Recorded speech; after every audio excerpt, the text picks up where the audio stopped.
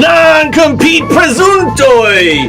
Di esta via plesatara comunista spectaclo cun internacia gusto! Kai nun, yen viai frenezai, kai amindai castigantoi!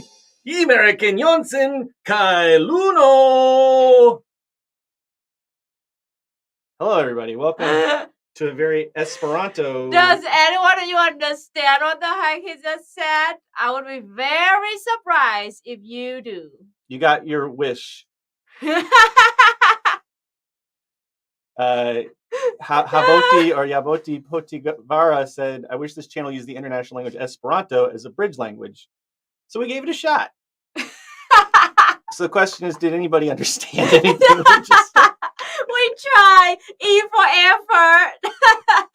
We did our best. We've had the Esperanto discourse before. I like the idea of Esperanto. Yeah. But awesome, Angel. Wish I understood that. That's the thing. Like That's no the one speaks thing. it. But I would love for there. I don't know. It was an Esperanto. I mean, okay. I won't say that it was in Esperanto. It was in my very frantically Google translated version of Esperanto. And I did Google, and apparently the J is pronounced like a Y. Yeah, So right. that's non-compete presentoi gli stavi placata comunista Well, that's the other thing. spectaculo. So Esperanto is supposed to be an international language, but it doesn't seem like there's much like Asian representation. I don't know. I don't know enough about Esperanto to comment on it really. It's a nice idea. I don't have much to say about it though. But anyway, it was fun. I hope that it brought more people closer together internationally. Our little intro there. If you want more Esperanto content, Esperanto is just Latin, okay? Let us know. Sound off in the comments. Okay, so we got a lot to go over. We are waiting for Typhoon right now, folks. Yeah, the typhoon is literally coming. What's the typhoon's name? And it is a serious typhoon. Like, actually, I'm really worried. It's something I don't remember. The typhoon. Hold on. I don't know that it necessarily matters, but the typhoon's name is. It's a super typhoon called Noru. And, it's going to hit Philippines pretty hard, it looks like. So Whoosh. I hope that our comrades in the Philippines are safe and buckled down and doing whatever you need to do to be safe. Right after this broadcast, we will have to go and buy like stuff for 2 days, food for 2 days. Yeah, it's going to hit central Vietnam where we are really hard too. Probably not as hard as the Philippines, but we're expecting power outages and all kinds of crap like that. So it's going to start pouring down on us. It's like bright and sunny right now, but it will be pretty rough soon, it's far on the ocean, so like it's sucking all the wind and the air out. So like our city right now, everything is so still. Like there's no wind at all whatsoever. Like no leaves moving. It's weird. It looks very weird. Like the super gray sky but sunny, and then the wet street because it just rained last night, and then no wind. Yeah. The tree just totally still. Weird.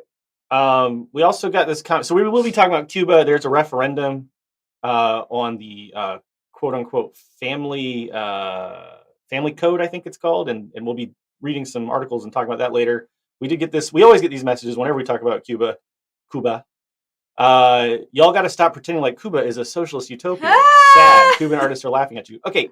We never where do you get this information? Vietnam. Yeah. We never ever once said that Cuba or Vietnam or any place is a socialist utopia. First of all, those words have never come out of our mouths. Like those people like create a straw man inside their head and they attack that straw man. Yeah, I mean, honestly, a critique we have of Cuba and Vietnam is that gay marriage isn't codified in law yet. So we're critiquing.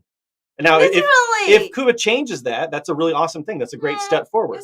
And if they don't, that's a reason to further critique them. So it's like, what are you talking about? Like, where do you get this? Who said it? I've never even been to Cuba. So and by the way, Cuba doesn't even claim to be like a utopia or communist, and neither does Vietnam. Yeah. It's so funny. Like we Vietnamese and also Cubans, we never claim ourselves to be the greatest country on earth or the land of the free and home of the brave. Okay, not us. That chauvinism belongs to that chief chauvinist award goes to the United States of America, my home nation. Anyway, and by the way, I want to say this too. I've met Cuban artists in Vietnam. Oh. And none of the ones that I talked to want the because I used to actually be. I used to be like a hang around in the gallery scene for like a couple months. And I talked to quite a few Cuban artists because their art gets shown in Vietnam a lot, and none of them want the revolution overthrown. None of them want the USA to come in and impose their hegemony in Cuba. Okay, I mean, so Cuban artists are not a monolith either. Sure. Right, talking. Yeah, good. I guess because of there are a lot of but art. Okay, that's a whole topic. Whole topic we need to talk about later. All right, how long do I have to do this, Luna? Nobody wants to really. This isn't like good content. I know. Are you done yet? Yeah. My neck hurts too, but I'm reserving. I'm reserving that activity for. Okay, anyway, Dry Ramen. This music is too loud. Our music. I looked at the levels, and the music was only hitting like negative Medium. 30 decibels or something. So your speakers are probably too loud. I recommend turning the problem is down. yours. There's the gain. There's the gain, and then there's the volume. I think you're having a volume problem. Because our gaining is pretty low. Our gain into your speakers is at like negative 30. So good luck with your audio system. Comrade Clever Name, hello, welcome. A few good names out there. Anarchist Cat Food, hello. True anarchists cry when the viewers don't like this video to 50 likes. And we have 6 channels for you to like it on, so good luck with that. I think maybe next week we might try just bulletin alert. Next week, if BREADCAST doesn't show up on the live channels, it's because we might be trying an experiment where we only stream to our main channels and then delist them and then put them up as an archive on the live channels. We're experimenting.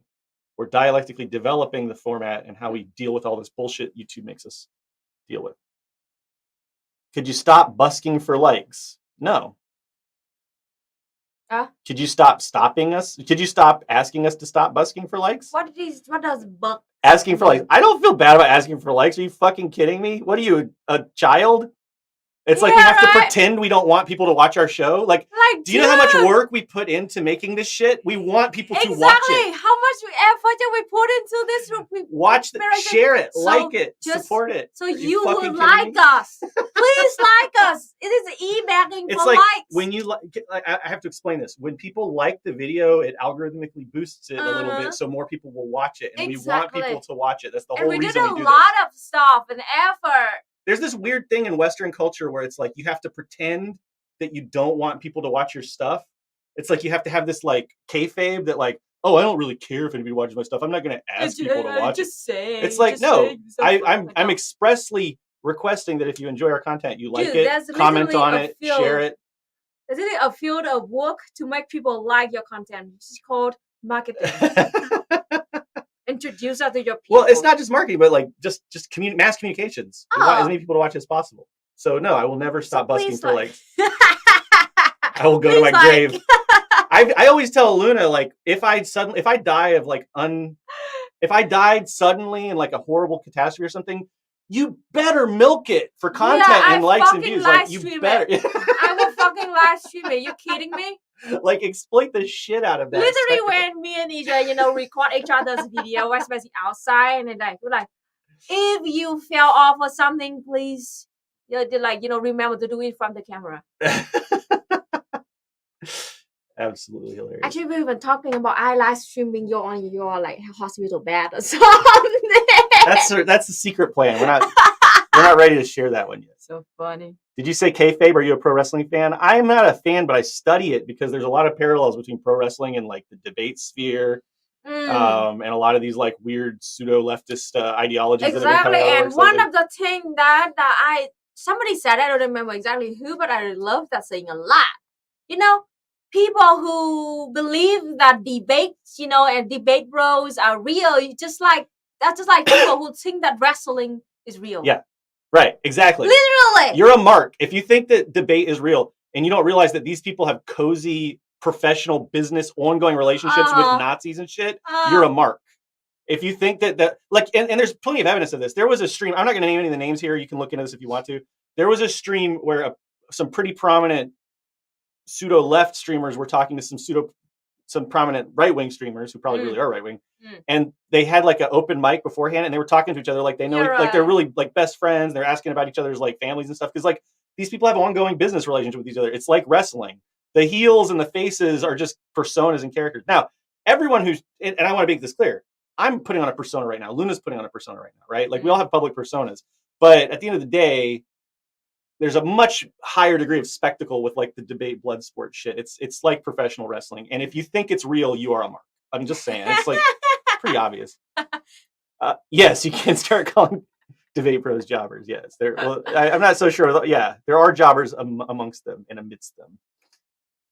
Luna threatening to live stream EJ's death.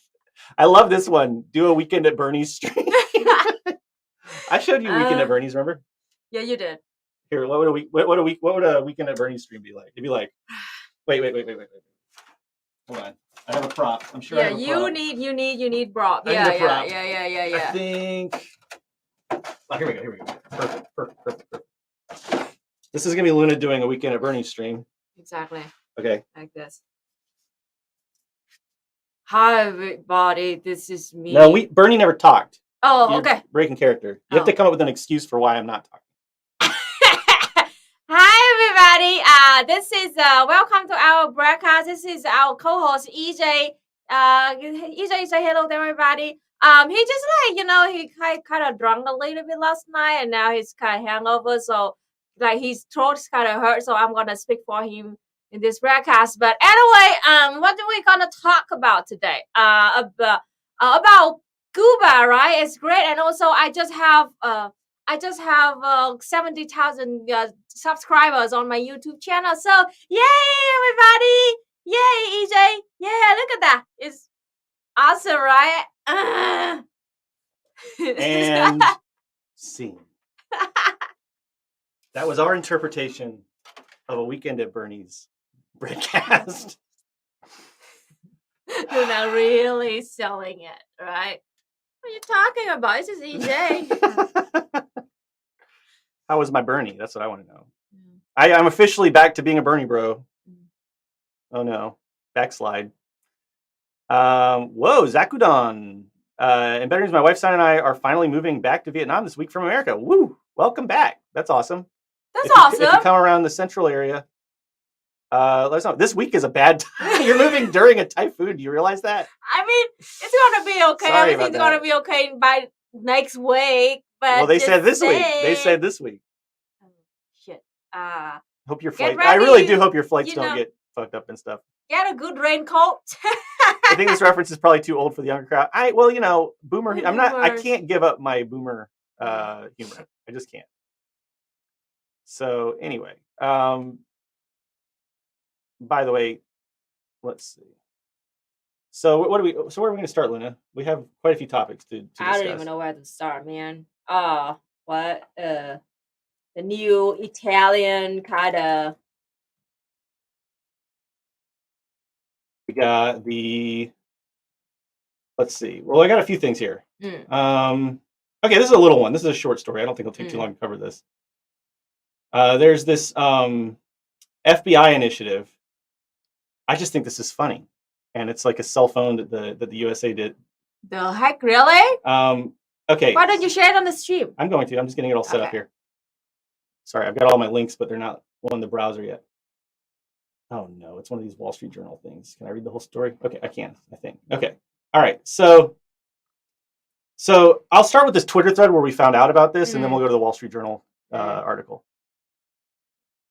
So, as a self-defeating move, the FBI's China initiative takes the cake. It painted a target on the back of all scientists of Chinese descent, many of which are America's best and brightest. Result, 40% want to leave the country, and many already left. More than 1,400 U.S.-trained Chinese scientists dropped their U.S. academic or corporate affiliation for a Chinese one in 2021. That's a lot. 22% jump from the previous year, according to data gathered by researchers from Princeton University. The data to be published by the advocacy group Asian American Scholar Forum on Friday is based on changes to the addresses listed under authors' names in academic journals. Among those Chinese and Chinese American scientists who have left the U.S. during the past year are widely cited names from Harvard, MIT, and the University of Chicago, including a winner of the Fields Medal, the highest honor in mathematics. A poll in the summer of 2021 by researchers at the University of Arizona found that 4 out of 10 scientists of Chinese descent had recently considered leaving the U.S. out of fear of being subjected to U.S. government surveillance. I'm sure that a contributing factor here was also the, Asian American hatred and hate crimes and all that kind of stuff. Absolutely, yes. But that's not really what's being discussed here. Some said their thinking was also influenced by other factors, including better pay or proximity to loved ones. The majority of those who spoke to the Wall Street Journal were tenured and naturalized U.S. citizens, and many were experts in aerospace and biology, strategically important fields that Beijing has singled out for increased investment, and they were among the most scrutinized under the China initiative. One Chinese mechanical engineering professor said he left a top American university this summer after more than 2 decades in the U.S. to join a university in Hong Kong, citing a desire to be closer to his aging parents and saying he was fed up with the political environment in the U.S. The scientist, whose children were born in the U.S., said the political atmosphere had grown so tense that he stopped seeking out collaborations with other scientists. I didn't want my Chineseness to expose them to scrutiny from the federal authorities, he said. I mean, this is a big story, really. I mean, the USA is shooting itself in the foot. You know, with its xenophobia, with its you know, anti-Asian American sentiment. And by the way, this is a total aside, and you know, should we even talk about this thing? Oh man, What? I'm just afraid it's gonna. I don't. Okay, there's this channel. I'm gonna let Luna talk about this. I'm not gonna talk about it. Okay. There's this channel called Churd. I'll set it up, okay, and then I'll let you react to it. We talked about this offline, but okay. I'm very just. I don't know. There's this channel called Churdleys. It's one of the biggest comedy channels on YouTube. And let me just find like one of their most recent videos. They've been using this outro for like years now. Years. And I'll just show you the outro. I'll let Luna put your headphones on. It's been bothering us for years because like a lot of the stuff they do is actually pretty funny. Like, and I want to like them. And they do collaborations with like Joel Haver, who I find pretty funny. But check out this outro that they do. I really. All right. Okay. Can you hear? Yeah. Subscribe to Charlie's. I like it. Subscribe. Charlie's. Bye bye. What is this? That's the outro for a 2 million subscriber YouTube channel, and I've never seen anybody talk about it or make any critique of it at all. This is the outro is enough for me to call for fucking cancel that channel. I mean, it's just so like fuck is that? I think the thing is that Orientalism and like making fun of like Asian people is just so normalized in the USA, like people don't even notice it. Because could you imagine if they did that with like, I don't know. I just find it. Yeah, that's a huge channel. 2 million subscribers. That's more subscribers than a lot of like network comedy gets. So that's the 2 million people who feel like the outro is it's okay. I'm never gonna subscribe to that channel. Ever. No fucking way. No matter how good their videos are. No. Sorry. I mean the reason that a lot of Asian people want to leave the USA right now, I mean that contributes to it a lot, I know. And then there's like the violence, and then there's the fact that the government is now starting like this Cold War II, where they're demonizing anything related to just Chinese people. Like, remember that Biden had as a major component of his presidential election. Should we find that video? The Orientalist Biden video? Yeah. Let's see if I can find it.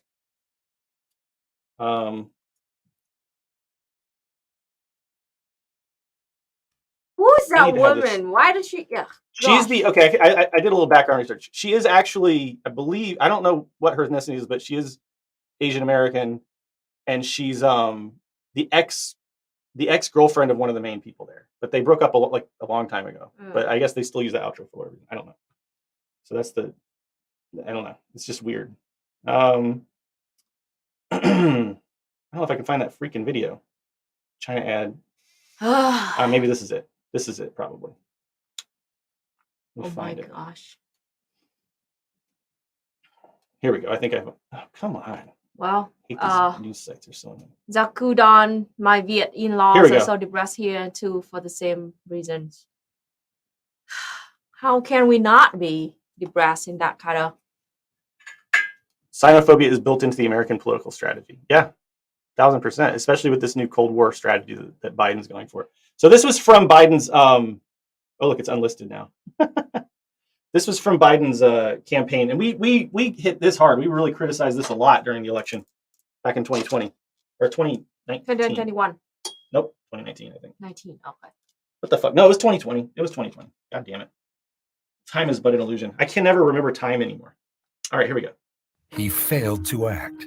So now Trump and his allies are launching negative attacks against Joe Biden to hide the truth. Here are the facts. Joe Biden warned the nation in January that Trump had left us unprepared for a pandemic. Then, Biden told Trump he should insist on having American health experts on the ground in China. I would be on the phone with China and making it clear, we are going to need to be in your country. You have to be open. You have to be clear. We have to know what's going on. China was so transparent about what was going on, and they begged the world to take it more seriously. And they've been like, look, this is not. Look, I don't care what you think about China. I really don't care. But as far as COVID goes, to say that like the USA like has a leg up on China at all in terms of transparency is like such bullshit. And having American people on the ground in China would not have made a difference. If anything, the criticism that Biden and everybody has against China now is that they take it too seriously with the zero COVID policy. So it's just like, it's basically like we need these like white saviors to fly in and do the work that China already basically did. You know, but Trump rolled over for the Chinese. He took their word for it. The president tweeted, China has been working very hard to contain the coronavirus. The United States greatly appreciates their efforts and Trump's had a point. Yeah, exactly. China spoke with President Xi, and they're working very, very hard. And I think it's going to all work out fine. Trump praised the Chinese 15 times in January and February as the coronavirus spread across the world. They did like 100 times better than the USA. Like it's such an indictment that Trump praised the Chinese. Like what? It's so weird. It's a tough situation. I think they're doing a very good job. Are you concerned about its potential impact on the global economy? I think that China will do a very good job. Trump never got a CDC team on the ground in China. And the travel he brags about, Trump let in 40,000 travelers. This is the worst part. Yeah, this is the worst part of the whole video. Yeah, it's the Chinese people's fault. Yeah, exactly. And this is what contributes to Asian hate. This is what contributes to the violent hate crimes against Chinese people. It's like this whole idea that like, see, this isn't talking about the Chinese government or the Chinese state or the Communist Party of China. This is talking about Chinese people. Yes. And in fact, the people who were spreading COVID in the USA in the earliest stages were by and large American people, and it was coming in from Europe, if you remember. Remember, Europe is where it was like spreading really, really fast, and then that's where it was coming. That was like the main vector in the USA. So I look at that shit, and you wonder why the rest of the world hates you. It's outlandish. So anyway, you wonder why there are all these Chinese and Asian American scientists and so you see that the Democrats and Republicans are the same races. The same xenophobic, nothing different from each other. No, none is better. It's bullshit. So that's I don't know. I mean, if you really want to stop the Asian hate, I mean, like, you could start by holding Biden accountable as much as anybody else for being xenophobic. You can start by talking about the how this new Cold War climate is driving scientists out in droves from the USA. It's quite, I don't know. It's disgusting to me. But anyway, so that's that story. Sorry, I'm still got some COVID issues going on, coughing occasionally and such. Here's a good article. Here's a nice fun article. Oh god damn it! I have to log in. Just let me log in. I hate news sites so much. They're the worst. If you want one critique of like capitalism and how it's not efficient, just look at news sites. It's like getting news is such a pain in the ass in like this late stage of capitalism. Okay.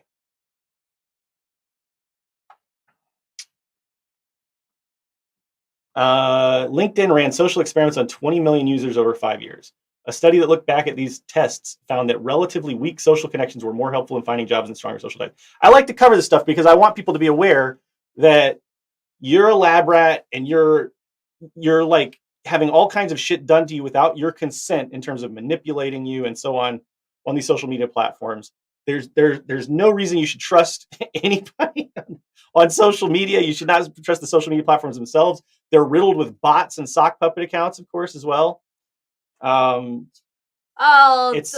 found out that relatively weak social connections were more helpful in finding jobs. So, and this actually, I mean, could be an interesting study to do, right? But like, okay, let's read the article. LinkedIn ran experiments on more than 20 million users over 5 years that, while intended to improve how the platform worked for members, could have affected some people's livelihoods. In experiments conducted around the world from 2015 to 2019, LinkedIn randomly varied the proportion of weak and strong context suggested by its people you may know algorithm, the company's automated system for recommending new connections to its users. Researchers at LinkedIn, MIT, Stanford, and Harvard Business School later analyzed aggregate data from the tests in a study published this month in the journal Science. LinkedIn's algorithmic experiments may come as a surprise to millions of people because the company did not inform users that the tests were underway. Yeah. So this is like really fucked up. And by the way, we've got Facebook has done this. Yeah. Twitter has done this. They've done studies about manipulating people's emotions. We call it customer behavior kind of study too. Yeah, and all this stuff is happening. They're like using you as a guinea pig without your consent. They're doing things that will actually impact your life. In some cases, increasing or decreasing your chance of finding a job. Tech giants like LinkedIn, the world's largest professional network, routinely run large-scale experiments in which they try out different versions of app features on different people. So, like, I mean, functionality, experimentation, or whatever, you could argue that that's not such a problem, but sharing this data and using it in studies with like without people's consent in this kind of way is, I don't know. I find it like the thing is, here's the problem. Not only is there no consent, but you as a user of these platforms have no voice, no say, there's no democratic process. There's no consensus process whatsoever with these platforms. Yeah. They use you however they want. They are resource. That's it. And the product. Yeah. And the product. And I just think people need to be aware of this kind of stuff. I mean, you know, and there's all kinds of you know, dialectically intertwined other what would you say, topics that go along with this, like the fact that the U.S. military has like countless bots. We don't even know how many. If you want an example of that, just look at like the hashtag SOS Cuba campaign that the military and the State Department ran.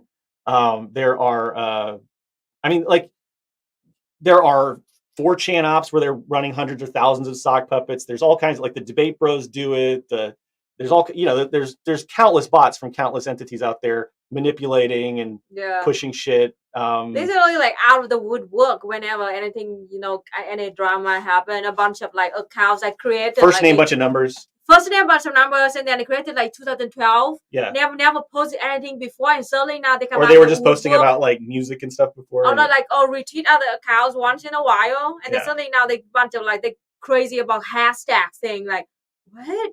It's definitely bots. Like, how much money will the people paid for that? Like, it's obviously enough. Like, obvious. I blocked like thousands and thousands of accounts like that. The Three Stripes do it, right? A lot. Yeah. There's all kinds of ops being run. You're being like, no matter what, there's ops being run against you. Whether it's I'll tell you, when I was in marketing, I made sock puppet accounts and shit all the time. It was like a matter of course. I started doing it in like 2006. And it's so fucking easy to buy bots. Okay? Nowadays, you could go anywhere. It's not even on like the dark web or anything. You could just Google like, I don't remember, we call them like aged accounts. If you Google like buy aged accounts or something like that, you'll find all kinds of websites where you can buy accounts on Twitter, on Facebook, on YouTube, or whatever.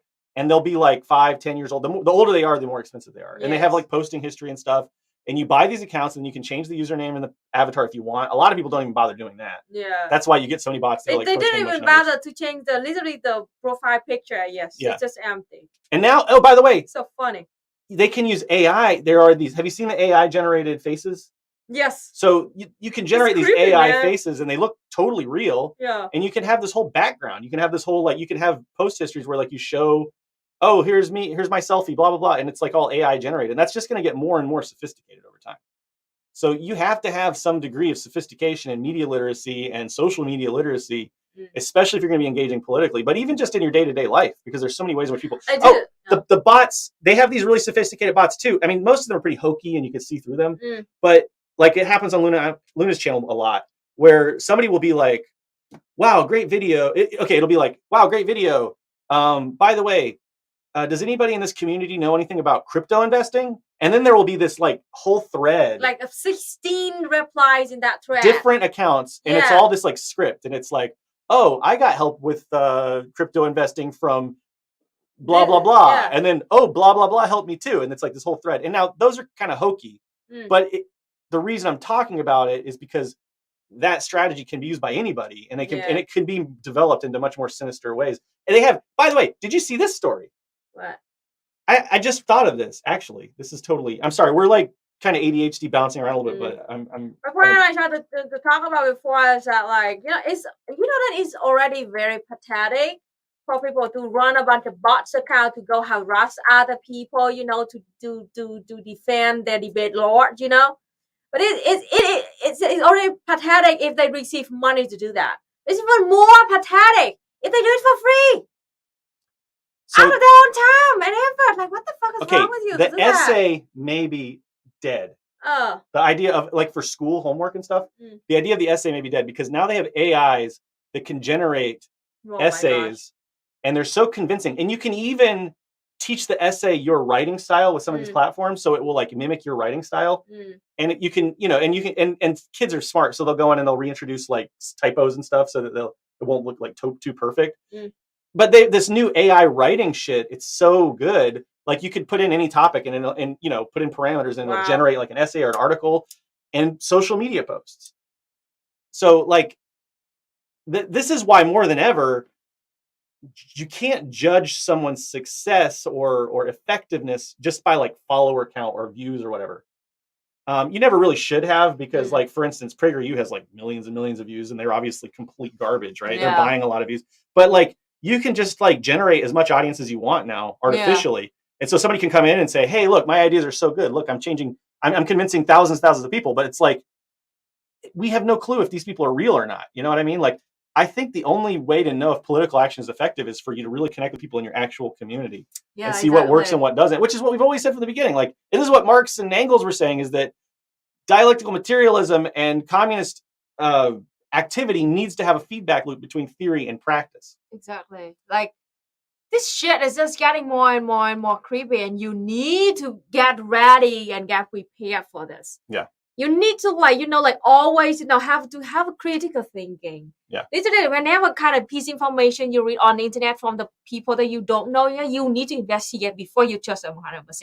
I'm sorry, this is very sad, but this is the thing that we need to do, because we're literally in the hybrid warfare, aka information warfare. Because of like the AI and all the thing, our enemies using all because they're so much richer than us. They have so much more resources than us, and they just can use all kind of tools to manipulate us so easily. We, as just an individual human being, have no power whatsoever. The only thing that we can do to resist this is to equip ourselves with criticism and then preparation, so we will not fall into that trap. It's really hard. I don't have this study online on hand, but people in the chat are talking about Ukraine. Yeah. And just to mention this, like, I can't remember. I'm definitely pulling this number out of my ass. I saw an article, but I can't remember the numbers. But I think I read that, and maybe somebody has a link to this in the chat, but I think I read that like 80% of posts on Twitter about Ukraine, somebody figured out were done by bots. Yeah, I read an article like that. That's a huge arena of like cyber warfare and misinformation and stuff. Exactly. So anyway, okay, let me read this essay. Learning styles. Learning styles. The construct of learning styles is problematic because it fails to account for the processes through which learning styles are shaped. Some students might develop a particular learning style because they have had particular experiences. Others might develop a particular learning style by trying to accommodate a learning environment that was not well suited to their learning needs. Ultimately, we need to understand the interactions among learning styles and environmental and personal factors, and how these shape how we learn and the kinds of learning we experience. This was written by an artificial intelligence program. Yeah. And there are YouTubers. You can go and look up YouTube tutorials on how to get AIs to write scripts for your YouTube videos. In fact, there are YouTube channels that are basically bot farms that produce content. I mean, you've seen it for children's content. They produce like kids, and in this technology, we haven't had any time to figure out how to integrate it into our society, which is already so fucked up. It's like really scary. And I hope people learn this quickly, that you cannot trust anything on social media. The social media platforms are completely fucking untrustworthy. They're just capitalist, opportunist, exploitative garbage sites. I mean, even in a society where we, the people, run a society and have a democracy or something, have any voices, this would be awesome for us. Right? The AI would do a lot of things for us, but it's because of fucking capitalism. They're gonna use this against us. I know. It's creepy, man. And it's already being used to sow all kinds of chaos and misinformation and shit amidst the left. So I don't know. It's there's all kinds of ops being run against us. We have to be aware of how this shit works. And by the way, people use this stuff, and we've been victims of it, to mass harass people. Yeah. I mean, like that, like literally vicious people. And you could see with like kiwi farms and shit where people have used bots and this kind of technology to try to convince people to engage in self-harm, I'll say. Yeah. Because I don't want to get us completely content restricted. But it gets darker than that. Yeah. So there's some really bad actors out there, and this technology is getting more and more accessible. There are many sickos out there who literally spend their time and effort and money onto buying and manipulating bots so they can manipulate other people, and even, as you Cults said, use them for recruiting and propagating their messaging. mass harassment. And by the way, mass a attacks. quick note on cults, because we're going to talk about this stuff more moving forward. There's this misconception that cults are only a religious phenomenon, but there are political cults, there are cults of personality. Personality cult. And so anyway, they're definitely using this kind of tech. Now imagine this. I'm so glad I'm not a high school student right now in this era for so many reasons.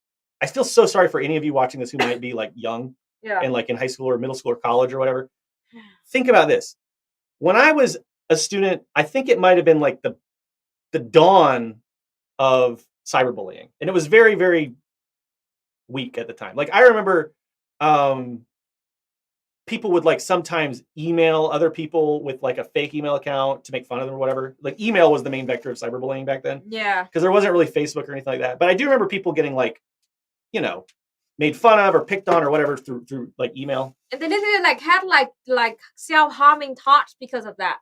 Because they are Today, people who like some very kid, sensitive. some 15-year-old asshole bully Exactly. could have a bot farm creating hundreds of accounts to fucking harass or bully some other poor kid. Exactly. You know what I'm saying? Like I'm just saying the ramifications of this technology, we haven't thought it through. It's like it's happening, it's here, it's among us. Pandora's box is open, and we really haven't grappled with it.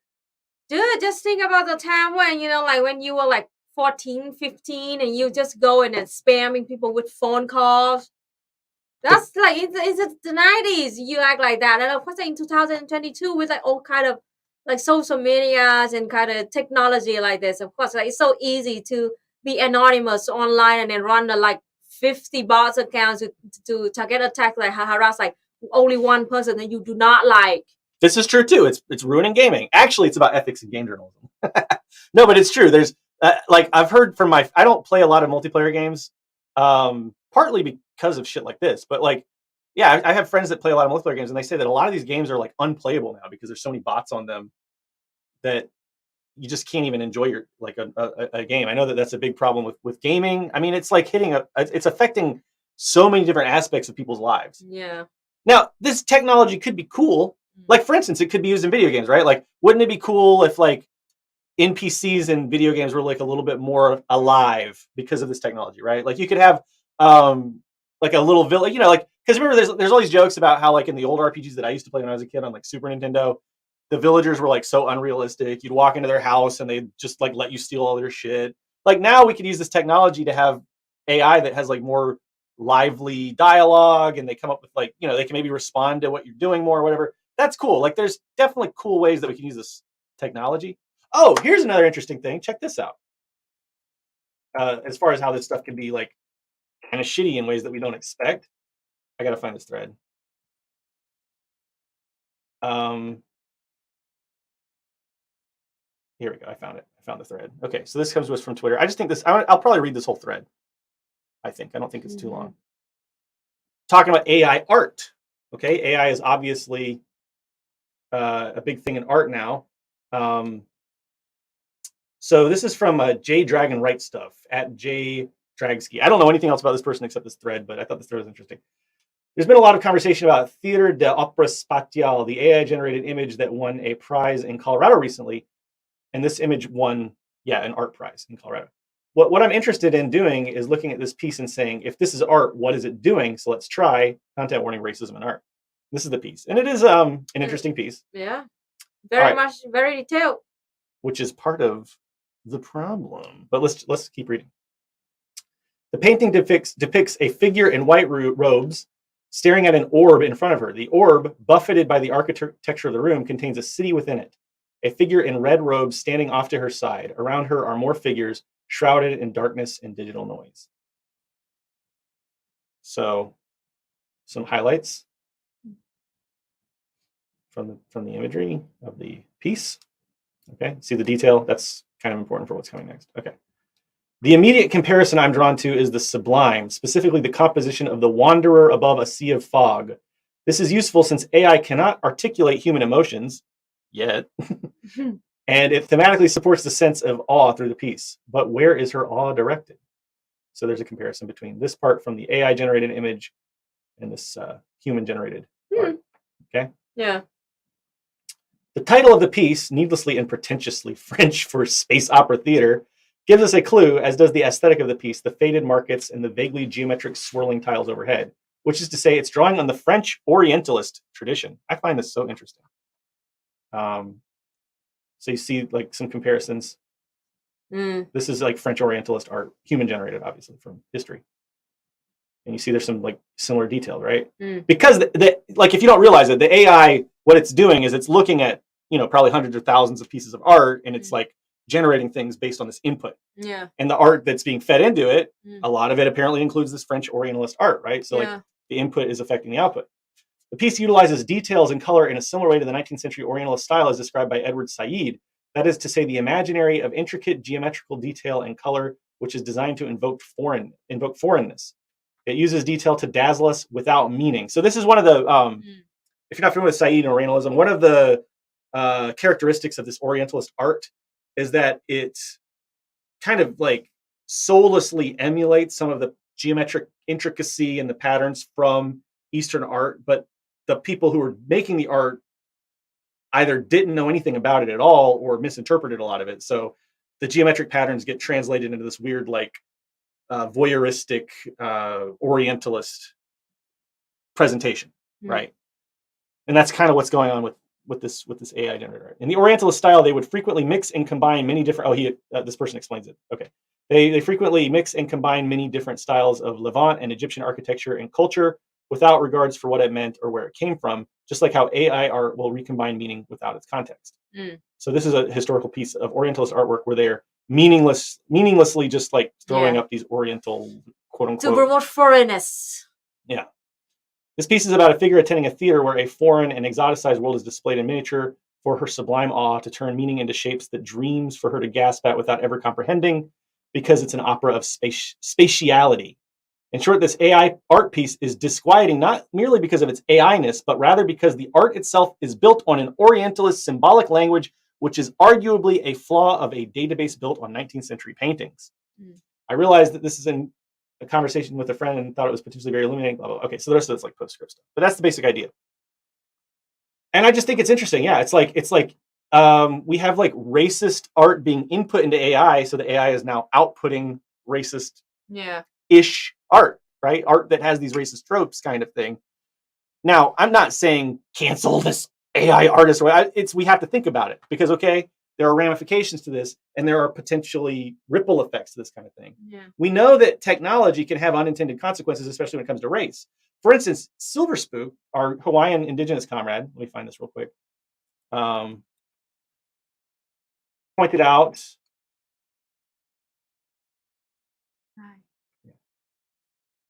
Here we go. Silver Spook just pointed this out. Okay, it comes to us from someone else, though. So this account, at Typo, tell me what exactly does your Face ID system consider to be an obstruction here? And this is like indigenous face obstructed. Yeah, right. So this is like indigenous face decoration, face tattooing, right? It's part of their culture, and yet the software interprets it as like, we can't see your face. There have been similar problems in the past with like not recognizing black faces. There's all kinds of these problems where the input into technology systems and neural networks and AIs lead to really problematic, racist, shitty outputs and implementations. So we need to be thinking about these things. That's basically, I guess, all I can say. I mean, I'm not an engineer. I'm not a computer scientist. I'm not a programmer. It's AI colonialism. That's a potential. I mean, these technologies are a lot of people like to say like technology is neutral, right? But the way in which technology is like manifest in our program and stuff, it's not neutral at all. Like there's like everything is political and everything has political content. That's the point we're making right now. And it can hurt or it can help. And as communists, as anarchists, whatever your, anti-capitalist flavor might be, ultimately you must look at the world through the lens of the perspective of the working class and liberation from capitalism. Yeah. And you have to ask yourself, do things like this hurt or help the working class? And you might think that like art and AI art and all this stuff is frivolous and not important, but there are always ramifications, dialectical entanglement with other phenomena, and we have to be aware of these things. When I ask for pictures of humans, they are almost all white. I mean, this goes back white to is the default. white is yes, the default. exactly what I was going to say. In the framework of white supremacism and the white supremacist society we live in, whiteness is like the absence of race in this white supremacist framework. And so, yeah, I mean, if you just like ask an AI for an image of a human being, you're right, because I've played around with this kind of technology before. You usually get a picture of a white person. This is good. Like, you know, there's prefigurative forms of this. Like if you look at the way that Kodak film was originally balanced for the faces of quote unquote white people, and black people's faces were not presented very well for like decades.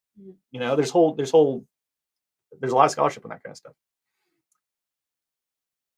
So anyway, sorry, I think this stuff's really interesting.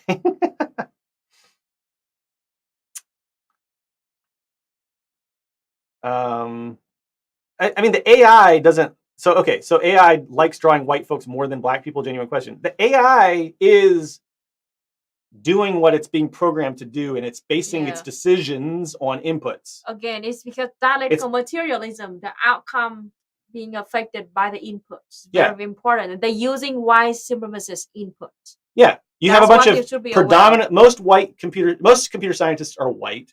With this particular system, they're inputting a lot of paintings from white European people. Yeah. Like you probably wouldn't have had the same output if you had a much broader. Exactly. Why do they just use like, you know, like the Africa kind of art or like Vietnamese kind of art or Chinese kind of art? Why do they have to use the European 19th century art? Of course, with that input, they're going to have a racist output. That's obvious. Yeah.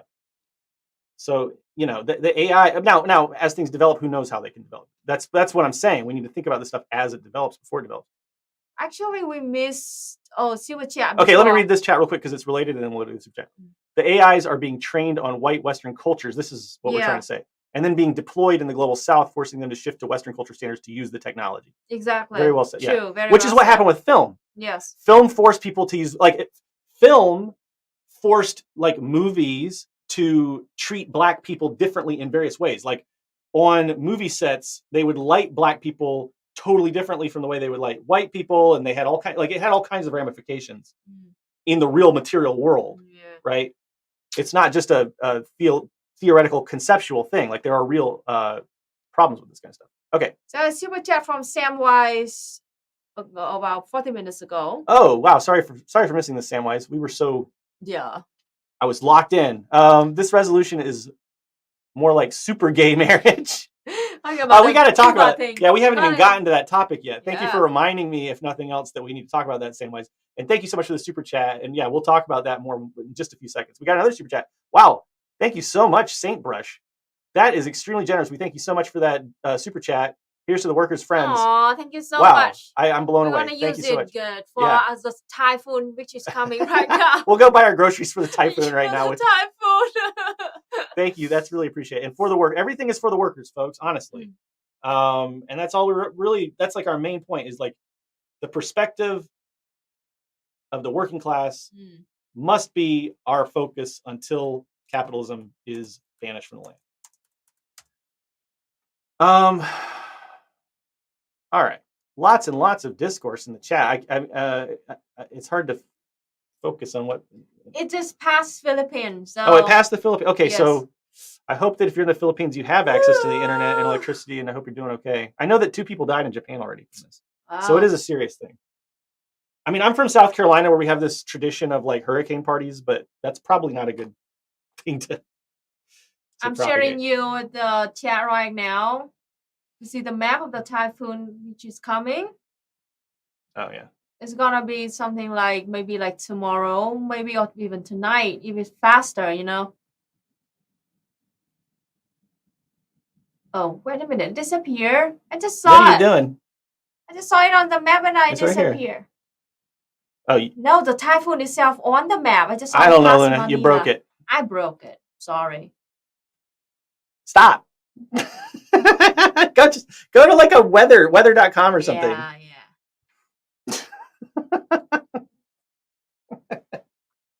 We were clicking the same thing at the same time. So it Yes. was like popping up. People have no idea what was going Yeah, on. no idea. The struggle that we have. Because she's got her own computer. It's complicated. All right. It's complicated. But anyway, that's it. See it? You see the red dot? Yeah. Well. Ooh. Philippines, hope you're okay. Yeesh. It's come directly to us. You know, Da Nang, direct like shit heat. Yeah. Oh man. Oh, Subway Why- Social Club. Long time no see, comrade Breadbeard. We miss you. We might be coming to visit you soon, hopefully. Maybe Yeah. early next year. We got the rain from it yesterday. All sunny now, though. It's sunny here, but It's it won't sunny be. here too. It won't be soon. It's like we call it like the peace before the actual war.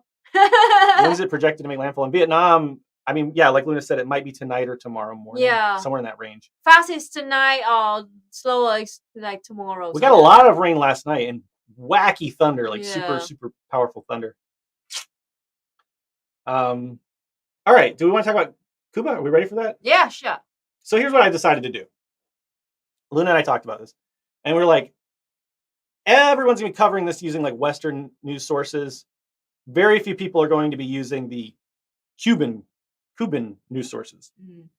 So we're just gonna read through some articles from Granma, which is a Cuban newspaper. Mm. Okay. It's obviously has its own bias. Every news source has a bias, but I think we'll just learn some things from looking at what the actual Cuban newspapers are saying, right? So it's not, of course, every news source has a bias, and we're not denying that. We'll kind of just be looking at it and interpreting what we can learn from this news source, okay?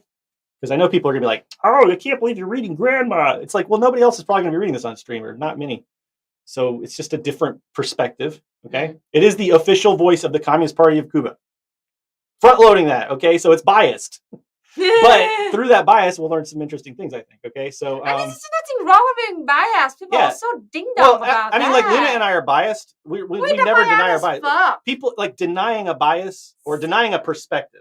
Bias just means a perspective. Oh. And denying your perspective is really dishonest. I mean, you're just lying if you say you have no bias whatsoever, right? So we're just It's so weird. anyway. So we're gonna read some articles here. We are biased. I love that. That's my favorite thing about International Magazine. Their slogan. Yeah, It's like, yes, we are biased in favor of communism. Yes, I love it. All right, so first we'll start with just this general article from Grandma, and it says, Cubans go to the polls for family code referendum. As of 7 a.m. this Sunday, the referendum that will define whether or not the new family code will go into effect began. Some 8 million Cubans are expected to vote in more than 23,000 polling stations hosting the transcendental event, with few equivalents in other countries. Okay, so I love the salute though. Look at that. Do you have that salute in? We don't. We have it like this. Like put like this. Can you? Hold on, I will. Yeah. My mouse is not happy. Okay. So you do your This hand is like for this. the Ho Chi Minh Communist Youth Union? Yeah, like Okay. your thumbs like this, and then you put it like above your eyebrow like this. It's like, and then put down. But you do wear the like little neckerchiefs. I see the kids wearing those neckerchiefs all the We time. do. I did. We People still ask do. all the time if they have the pioneers in Vietnam. The youth union used to be the pioneers, like during the wartime, right? Yes. So anyway, okay. And then to this day, we still call them pioneers, like unofficial name. Oh my gosh, can you go to the Twitch chat? Oh man. We got like just like Okay, chuds coming doing in. it.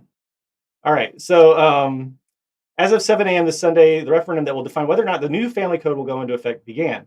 Some 8 million Cubans are expected to vote in more than 23,000 polling stations hosting the transcendental event, which few equivalents in other countries. The president of the National Electoral Council, Alina Balseiro, informed that to guarantee the optimum development of this referendum, authorities created all logistic conditions and the electoral officers were trained.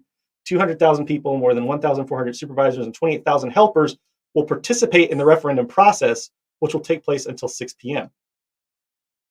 Damn, that's a lot of people to be like coordinating something like that. Last Sunday, a dynamic test made it possible to adjust every detail and solve the problems detected.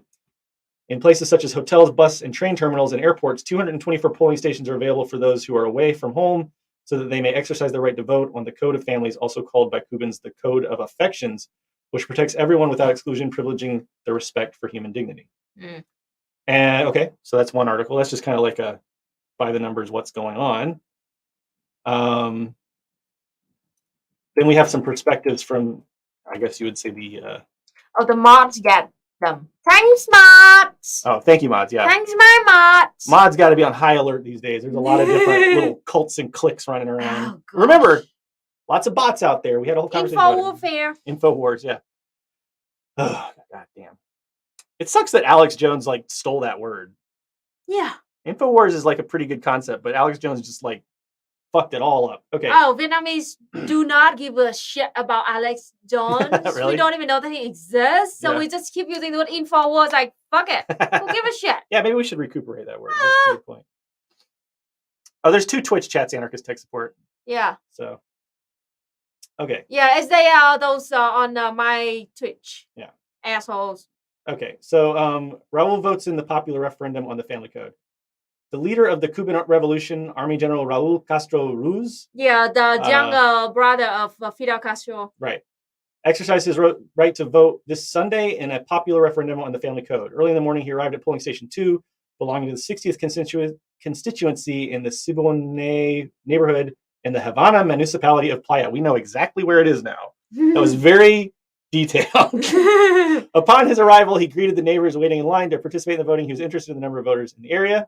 There's 2 more little. The leader of the Cuban Revolution, Army General Raul Castro Ruz, exercised his right to vote. We already read all this. Oh, this has that. Okay. Early in the morning, blah, blah, blah. I mean, the There's not Aztec, they much to look it. so much like Vietnam. I gotta Okay, so that's say, it. right? I thought there was more to this one. Maybe it's this. Oh, this is the one that I meant to read. Okay, sorry. That was okay. Well, they're just saying he voted. Okay, Yeah. great. I mean, the aesthetic of the building looks so much like Vietnam. I feel like at home. I really want to visit Cuba one day just to see I what do. it's like. It's gonna be easier for you, but not for me, but not for you. President Miguel Diaz-Canel said on Sunday that Cuba grew up in the process generated by the new family code and expressed confidence in its approval in today's referendum. Jeez, I cannot read. Okay, so the president of Cuba on Sunday said that Cuba grew up in the process. In statements to reporters after exercising his right to vote, the president pointed out that although there should not be a unanimous vote, he does expect majority support from citizens. He acknowledged that a part of Cuban society still fails to understand some elements contained in the regulations because in 62 years of the revolution, patriarchal criteria have persisted in some people and families. And I'm glad that they talk about this stuff. They talk about it in Vietnam too, right? I mean, you know, the patriarchy and things that have been imposed on you by colonialism and other kinds of imperialism have affected you.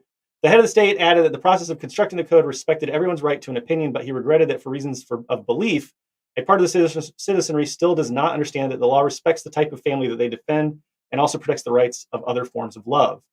Diaz-Canel noted that a strategy of demonization of the Cuban Revolution of discredit is also underway, which generates a lot of hatred towards everything related to it, mainly on social networks. In this regard, he added that those who are part of this platform use very aggressive language against the code, but none of it has to do with convictions or opinions, because if it said the opposite, they would, this is what, I know what he's saying. So if it said the opposite, they would criticize it because it is a legal norm within the revolution. So this is kind of like the opportunists in Vietnam that Luna talks about all the time. It's like no matter what Vietnam does, they'll have criticism. That's what they're basically trying to say. We're not lying. He added those who are a part of this platform use very aggressively. I read that. He stressed the family code was a necessity since the nation has become more heterogeneous and there were debts from the legal point of view evident in the life stories told these days, recorded in research works, and its situations discussed in court. The new law resolves these issues, said the president, who extolled the participation of the people and experts in the process of building the law and urged them to read it and interpret it within their hearts, putting themselves in the place of others, of those who've experienced complex situations. I think that Cuba has grown up, the president emphasized, adding that this is the most important thing, the growth as a society. Now, I got to say this too. I really hope that they pass this, if only because, obviously I hope they pass it. Pass it. This is why I wish Vietnam pass it too. I mean, just do it. It's like, just pass it. Vietnam needs to just pass it. They almost did in 2012. God damn it! Like, here the thing is, like, this is the thing when the government is like kind of the level of the development of the government is slower than the actual development of the people. You know, like millions of Vietnamese will literally like wrote letters to the National Congress and then National Assembly and asked like just like and like over 1 million or some people signed on it already. I'm about to sign it too. But like it's a thing like it gets normal and normal, but like the local the government just does not recognize it. It's just so it's ridiculous. So like I'm glad just do it. and I hope that if Cuba makes this step forward, that will influence Vietnam. You know what I mean? Like that's because it's going to have so many positive effects. It's going to increase the harmony of the workers in Cuba, right? Because it'll create a precedent that hopefully people will follow. That you know these people deserve rights. We deserve rights. LGBT people deserve rights. You know, and hopefully Vietnam will see. It'll create fewer opportunities for the imperialists to come in and have interventions, right? Because look at how much intervention the imperialists use with like pink washing and shit like that. This will just give them one less weapon in their arsenal, right? So like, just pass the fucking gay marriage in Cuba and Vietnam, please. And this is why it drives me, like that commenter at the beginning, like this is why it drives me nuts when people say that we act like Vietnam and Cuba are like socialist utopian paradises where nothing's wrong. Like we criticize governments in Cuba and Vietnam like all the fucking time. All the time. And one of our biggest critiques of Vietnam is they haven't fucking passed gay marriage. They had the opportunity in 2012 or 13. Yes. Remember, they could have been the first country in Asia to pass gay marriage. And they didn't do it. And I think Taiwan beat them to it because they didn't pull the trigger when they could have. So very annoying. But anyway, I also like the fact that Cuba's going to pass gay marriage because it will piss off the American patriot socialists who try to say that like communism is a socially conservative. Blah, blah, blah, like me, like like what they even said, like communism means homophobia, transphobia. Like what? I mean, it's not. You can tell it's opportunism because it's like the point that I made in my video that like they absolutely in like 2005, if the American Patriot Socialist Movement existed then, would have been completely opposed to gay marriage because at that time most Americans opposed gay marriage. But like, there's been this massive radical shift. Thanks to the work of LGBTQ plus people, to where now the majority of Americans, by a wide margin, support gay marriage. Yeah, there's a chance LGBTQ plus like queer community bride right now in Hanoi. It's happening right now, this moment. So that's why we can't be. Good. The video games beat me to it. A selective tailism of the worst possible selective variety. Exactly. We can't be tailists. Like the most bigoted kind of like group of people, and they like follow those. Yeah, we can't just follow. We can't just say like, oh, most Americans.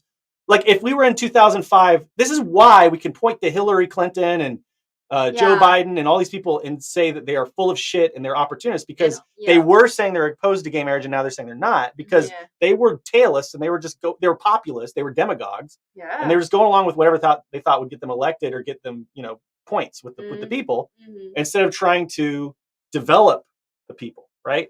So the communists who have been consistent since 2005. 2002, 2005, whatever, whenever there was a majority who opposed gay marriage, and still the communists who were for gay marriage then and are still for gay marriage now, you have bragging rights. Like, congratulations, because you saw the future of humanity and you saw the progressive nature of allowing rights and equality to LGBTQ plus people, right? So, anyway, not to put too fine a point on it, but oh my gosh, the discourse. There's discourse in one of the chats that's just like, wow, y'all have been talking for like over an hour about this. Dude, like, we're running 6 channels right now, and the other 5 is totally fine and okay focus on the topic. But there's one channel just is like, what? Seriously? It's pretty funny. I mean, I want to go on my Twitter and show the newest speech of Vietnamese representative on the United Nations about Cuba. Okay, it's really cool. Go to my and drop Ben Norton, kind of share that down, scroll that one. You get a lot of stuff on your Twitter I'd like to talk about. Yeah, my Twitter is awesome. If you haven't followed me on Twitter yet, you need to fix that at @lunaoi_vn. Okay, so this is comes to us from Ben Norton. Yeah, Norton. That's a honeymooner's joke. People, I love making jokes that no one will get. Some people the chat will get, and then you'll laugh so hard. All right. Vietnam at the UN. We stand in firm solidarity with the people of Cuba and call for the immediate lifting of the unilateral embargo against Cuba, contrary to international law. Vietnam emphasized that the confrontational and zero-sum game approach must be eliminated. Yeah, the zero-sum game, I like that framing of it. Yeah.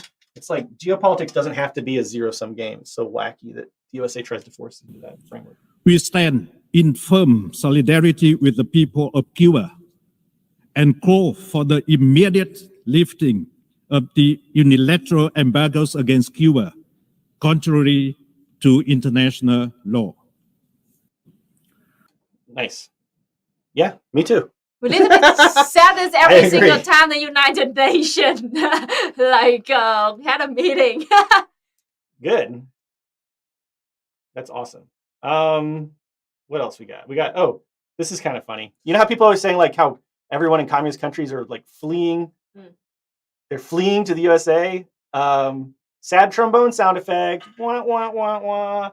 Americans are retiring to Vietnam for cheap healthcare and a decent standard of living.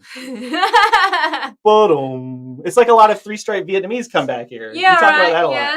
Yes. We've met a few. And met a few, and then they opened a lot of restaurants, so they had the fusion between, the American cuisine and Vietnamese. But it's like they spend their whole lives talking about how evil communism is, and then as soon as they come to the retirement age, they move back to Vietnam to enjoy the social. To spend their money here. Okay, it's good thing actually to our economy because they literally brought dollars here to spend in Vietnam. We need that. All right, I'm gonna share a link in the chat to one of Luna's videos to answer this question. Don't. I have to avoid a catastrophe. Don't go to Wikipedia to answer questions about Vietnam. No, Never. You don't. No. You don't. No. Stop. We've avoided a red flag. Don't go to Wikipedia to answer questions. No, name one worse source than Wikipedia is Reddit. Do not go to Reddit for Vietnam. Please, no. Oh, man. So, all right, I'm going to share a link to Luna's video on Is Vietnam Socialist? And that's one source. We're not saying it's the only source you should trust, but there are a lot of links in the description and stuff. You can do your own research and stuff. But don't go to Wikipedia to learn about Vietnam. Especially English language Wikipedia about Vietnam is so filled with bullshit. We've documented it a lot. But anyway, there's Luna's video on Is Vietnam Socialist? Anarchitect Support has a really great observation. You're not going to get good info there unless you go to Wikipedia in Vietnamese. Yeah, it's Vietnamese, not great, but it's better. It's better than in Wikipedia in English. We should just do a segment every week that's like Luna's Twitter review. We just round up all the shit. What did Luna post that week? Last week? I love the satanic bear. Oh yeah, that's creepy, I gotta say. So, all right, I don't know what's going on in this video. I hope that this animal is not suffering, okay? But pay attention to the 5-second mark, okay?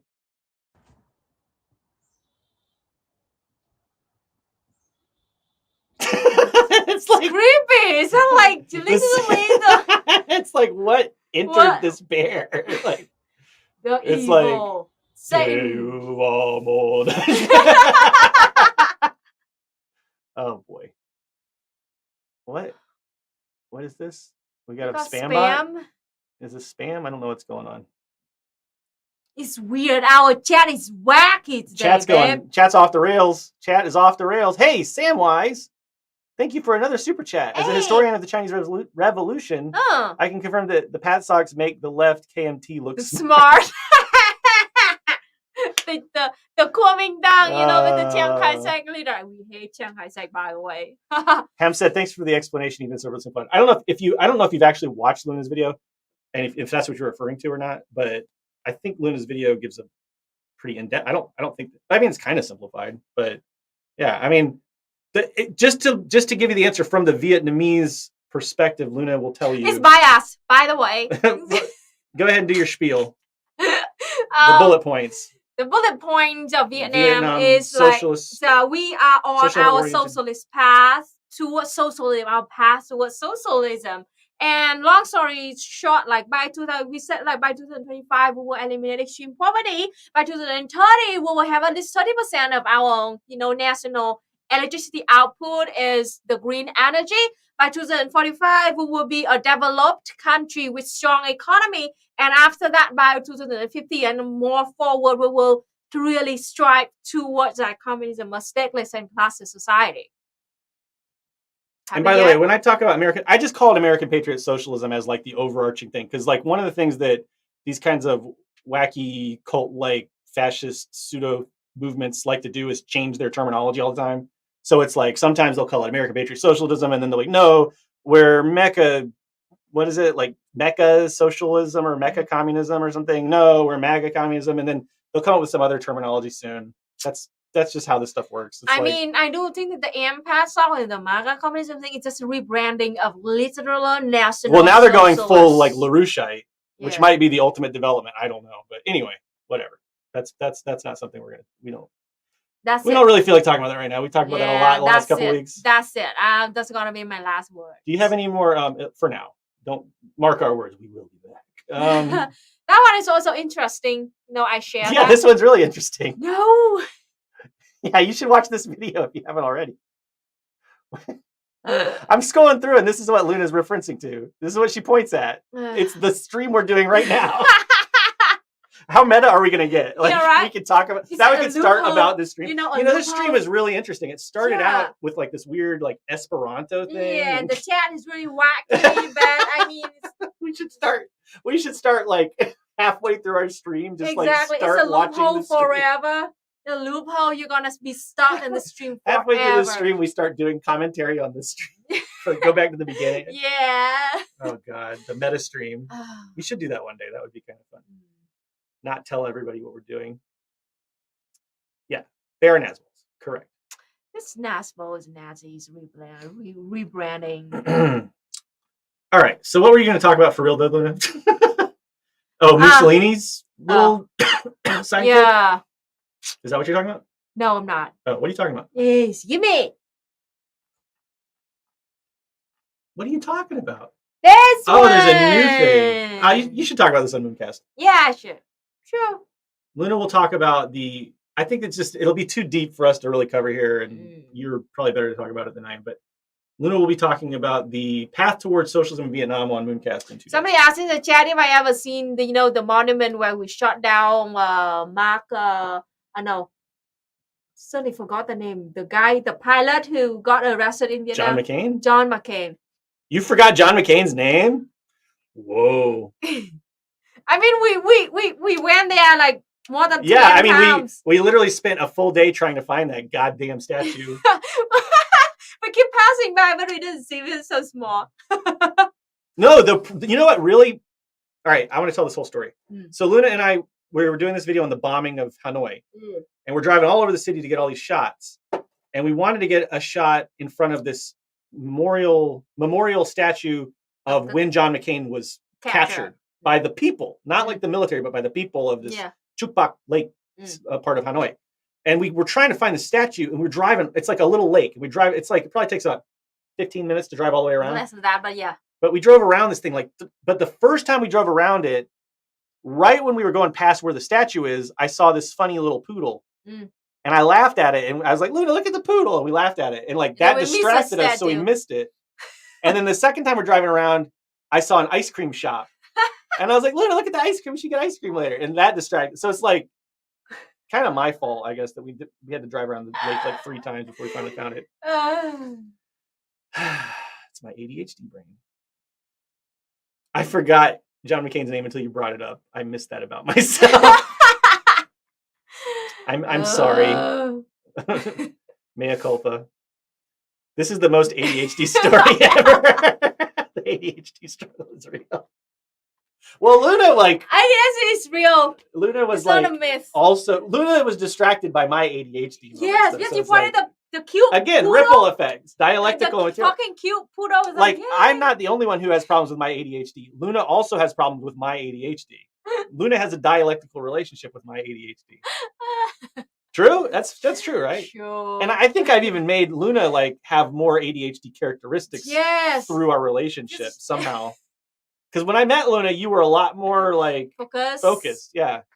So I don't know how that works. Is there has anybody done research on that? Is it possible that like having a long-term You can relationship. transfer the ADHD kind of Like seriously, is that? symptoms. It seems like there would be, I don't know, some It kind is of. so fucking hard to stay focused when you need to be like this person next to you, your life partner, just jumping around with all kind of topics.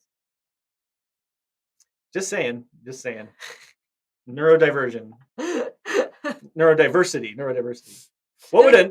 Literally, the statue, the monument is right there, and just there, you're like, oh, the poodle at the ice cream shop. God damn it! It was such a funny looking poodle, though. I'm glad I saw it. I don't regret it. No regrets. I mean, if you think about it in a positive kind of way, like the monument is always there, but the poodle just there one time. So you got it. Right. You got the poodle. Well, the ice You cream wanna won't be see there the forever. poodle? That's not very dialectical of you, comrade. The ice cream will not be there forever. The ice cream will Eventually, if nothing else, the heat death of the universe will end the ice cream shop. But it will dialectically develop into some new form. not. Yeah. Some assortment Oh, of we got cold, rated. dead atoms. Oh, we did. Who rated us? I don't know. Who rated us? Sound off. Waiting for the, the We don't have. emoji Our kind of rate. interface refuses to implement telling us who rated us. Oh. So I have no idea. Does it say it on Mittnerd? Nerd! Mittnerd! Woo! Mittnerd rocks, literally and figuratively. Yeah, right. I have to tune back into Mittnerd soon. I miss Mittnerd and the musical talents thereof. If you don't know who Mittnerd is probably the most talented person on earth right now. Agree with that. I'm not exaggerating. Like, Mittnerd is the best, I gotta say. Mittnerd In, like, can, with nothing but a keyboard. music composer, the best. Well, Mittnerd plays a lot of musical instruments, but with nothing but a keyboard, Mittnerd will spontaneously generate amazing songs with like lyrics and everything. Oh, full of teen hair. Love Mittnerd. It's Mittnerd so on Twitch. weird. So talented. At Mittnerd on Twitch. Twitch.tv/Mittnerd36. Mm. So thank you, streamers. Welcome aboard. Hello, everybody. Glad we can have you. We have a lot we're discussing. We just kind of finished talking about the Cuba, the main topic. Do we have anything else There's to a say? Mittnerd in the chat. Mittnerd is in the chat? Yes. We are. This is a boon. We have a boon. This portends great things, Luna.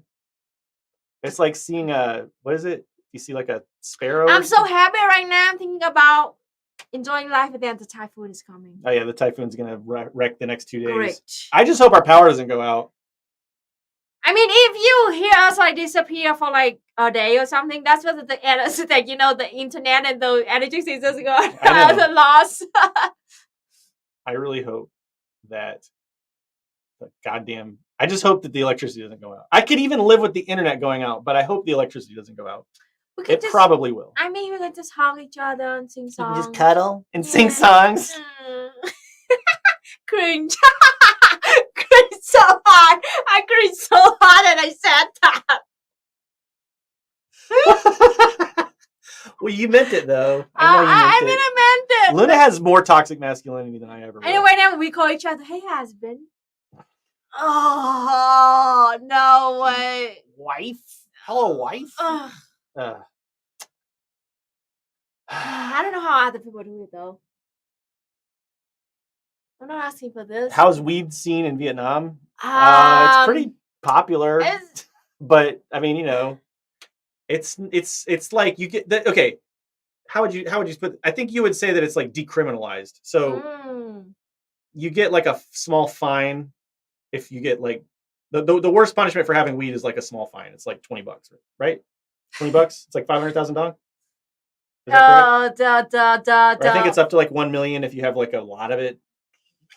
She's talking about the bribe weed for a bag. No. If the police catch you with weed, $25. It's like a 25. Yeah, it's a 500,000 dong fine. But nobody's going to like jail for it or anything like that. And it's you smell it pretty frequently walking around. But yeah, theoretically, it's still like kind of illegal, but the reality, like practically in reality, nobody gives a shit. Just do not be a drug dealer or smuggler. Well, hard drugs is a different story. Heroin, like heroin and cocaine stuff. That stuff they really crack it down hard. Yeah. Speaking of weed, I'm stoned. You must. I mean, a beluga. How much weed does a beluga need to get stoned? That's a good question. One toke One toke over the line, sweet Jesus. One toke over. If you haven't seen it yet, okay. And again, this is a boomer reference, but Lawrence Welk had that song on the Lawrence Welk program one time, and it's so funny. And it's like the whole time I'm watching it. If you don't know who Lawrence Welk is, this is for the wrong audience. But Lawrence Welk was this like boomer show where they play like a lot of accordion music and like just like nice music for nice people. And then they had this show, they had the song One Toke Over the Line on at one time. And you can't tell the whole time if they know what they're talking about or not. It's quite hilarious. Anyway. Yeah, that is a throwback. I'm sorry, folks. I can't help but make references to like decades old media. Even stuff that's like from before I was born, which that show is from before I was born.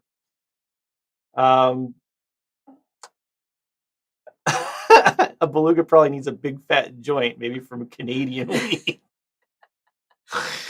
Yeah, maybe if the weed is potent enough, they don't really need a large quantity. Maybe it's just a quality thing. So, all right. I know who Lawrence Welk is, old variety show from the 70s that still airs on PBS once a week, even now in 2022. Does it really? Is it reruns, Disney, or is it like, is it new? Are they making new episodes? What? I want to investigate this. Mittner's going to get stoned and hang out with us. Nice. Nice. I don't know. Do most people know who Lawrence Welk is? Do the kids today know who Lawrence Welk is? These kids today? Sound off if you're under 25. How did you and do, you have, my fellow kids? Or have not heard of Do Lawrence you Welk before. still know about the Lawrence Welk discourse? You can tell we're scraping the bottom of the content barrel when we start getting into the Lawrence Welk discourse. I mean, I play the accordion a little bit, so I have a, there's a place in my heart for Lawrence Welk. I have a bunch of, like when I was in college and I was really trying to learn the accordion, I bought a bunch of Lawrence Welk accordion records. You're not boomer I'm enough. 30 and have no idea. So You're not all boomer right. enough. You're making me feel better and worse at the same time. You can look up Lawrence Welk on Wikipedia. I think that's safe. I don't think there will be too much political. I don't know. I'm guessing. Maybe I'll be wrong about that. Maybe there's like a bunch of like, I don't know, fascist tampering with the Lawrence Welk wiki page that I don't know about, but I don't know. Once you've mastered the accordion, you should do the concertina. I had a concertina for years and it broke. And I got okay with it. I could play like a few ditties. I could play a ditty or two. You know what a concertina is? It's like the little accordion that you put just with your hands. It's like what pirates play. That one? Okay. Yeah. I used to have one, but it broke. We have a Thai, we call it like the Thai violin. We put it on our Thai and do this. Remember? We call it the Thai violin in the kind of funny way. Pirates play that? Vietnamese! Vietnamese pirates? Oh. What do Vietnamese pirates play? I want to know. We don't even have a pilot. Never heard of. We are the people who like love the land and stay in the land. Remember the legend of Vietnam that they have the children go out to the sea, sail out to the sea, and never come back, and we just stay in the land? Yeah, that is why we do not have a famous pilots kind of culture. Oh. Well, I mean, hold on. Some people are saying that the pirates play a squeeze box. A squeeze box is just a euphemism for an accordion, right? Yeah, right. This is a concertina. Look. Cute. Hold on. This is a concertina, folks. Now we've moved past the Lawrence Welk discourse into the pirates and concertinas discourse. But I mean, ADHD, man. Musical pirate with the parrot and concertina on white stock photo. iStock. Very white, yes. I mean, like, you know what amazes me about the world is that this happened. Like, there was a day when this happened. Like, this person dressed up like this and got a parrot and a concertina, and they had a big photo shoot. And there were probably all kinds of like things that happened. Like maybe the parrot caused problems on set. You know, there's whole stories about this that we'll never know. Every picture you ever see, there's a story behind it. I have the same question whenever anybody asks about pirates. I mean, dude, fact, we do not have none that I know of. I'm kind of culture and history nerd, but I had none of any like big story or legend about pirates in Vietnam. Most of what to do is like people living along the coastline and they form like fishing village and they go out and fish and that's it. We do not go and steal people's shit. I guess it would be too peaceful. People, we do not go out and steal people's shit. We just like go fishing, do farming, and that's our life. I think that, yeah, the people who love the ocean left. I think Luna's theory is correct, but I don't know. Here's a good question. Thank you for the super chat, by the way, Zakudon. Do you think Vietnam will relax on weed one day? I hope so. I have a take on this. Mm. And okay, I think they will. But I think the way that they do things, and this is just a guess, really, I'm speaking from uncertainty. Do not hold me to this because this is my theory. There's no way for me to prove this. But I think that the way they've set things up right now is that they don't really give a shit about weed, but they don't want, I don't know how to explain it. It's like the spirit of the law in Vietnam is more important than the letter of the law in a lot of situations. The spirit of the law. And you very rarely hear about anybody getting in trouble for weed here. It almost never happens. And when it does happen, it's like egregious. Like it's like, yeah. Like one time there was this party where there were like 50 foreigners and they were like super drunk and smoking weed and like causing a huge disturbance. And they fined them all. They like dispersed them and fined them all. And the weed was like, you know, they all got like a weed fine or whatever. Yeah. But I don't think they were, I don't think, and again, I can't prove this and I'm not justifying this. I'm not saying it's a good thing or a bad thing. I'm giving you my interpretation of what I think's going on. I don't think they really cared about the weed. I think they don't want these disruptive like parties in this like quiet neighborhood. That is true. And so they use I don't know. I mean, that's just my interpretation. I don't know. It's still kind of gray zone in Vietnam, you know. It's a super gray zone, and I think that they keep it that way on purpose. We want to keep it that way, I think. So you know, like I'm not saying this, and I'm not saying I agree with that. I think it should just be legalized and totally just who gives a shit, because I don't think weed really hurts anybody. I gotta say, it's really good for my back pain. Although I will say this, when I smoke too much weed, it fucks me way up. Like it puts me in a bad place if I smoke too much. So I don't think it. I'll say I don't think weed should be illegal. I think it should be totally legal. No fines, nothing like that. And you should have, you know, like actual, you know, like doctors and pharmacists to like give you warning. You use it. That's it. Like there's no, but I also want to like footnote that with. I think it's also wrong to say that weed causes like no harm. Yeah. Because whenever I have too much weed, I am like, it's worse than getting drunk for me. Like I get real fucked up by weed. But like most people probably don't. I think usually just take like one puff, enough for my pain to ease my pain. I see weed the same way I see caffeine. I see. It's like, I think so. I think that caffeine can be fucking harmful, and it like really harmed me in a lot of ways. But for most people, it's fine, and it probably doesn't really need anything like laws against it. You know what I mean? I don't know. I'm sure that we've totally kicked a massive hornet's nuts even just talking about weed. Oh man, yeah. What did we do? What did we do? Thank you so much, Savers Capitalism. Long time no see. We should talk anytime is good for me. By the way, Lawrence Welk died in 1992. And does Luna or her parents know anyone that plays the Russian spy instrument theremin? Savers Capitalism. Yes, I've been meaning to. I owe you an email. I do want to talk to you ASAP. I might not be able to talk in the next couple of days because the power might go out because of the typhoon. But I will at least email you this afternoon. The Russian spy instrument, the theremin. You know what a theremin is? I know what it is. No, cool. It's the ghost sound effect. And put your headphones on. We're gonna play a little theremin. Okay. If you've never heard, my friend Grant, the Slopstash, tried to build a theremin when we were in college. He failed. All right, now hopefully this video, I'm gonna cut it. I'm gonna let everybody know if they copyright claim this or whatever, I'm just gonna cut the next portion out. Yeah. Because when they copyright claim this, because fuck it. It's just a video of someone playing a theremin. Hopefully they won't be assholes and try to copyright claim us based on this. But I just want Luna to know what we're talking about here. So let me go to like where they're playing it.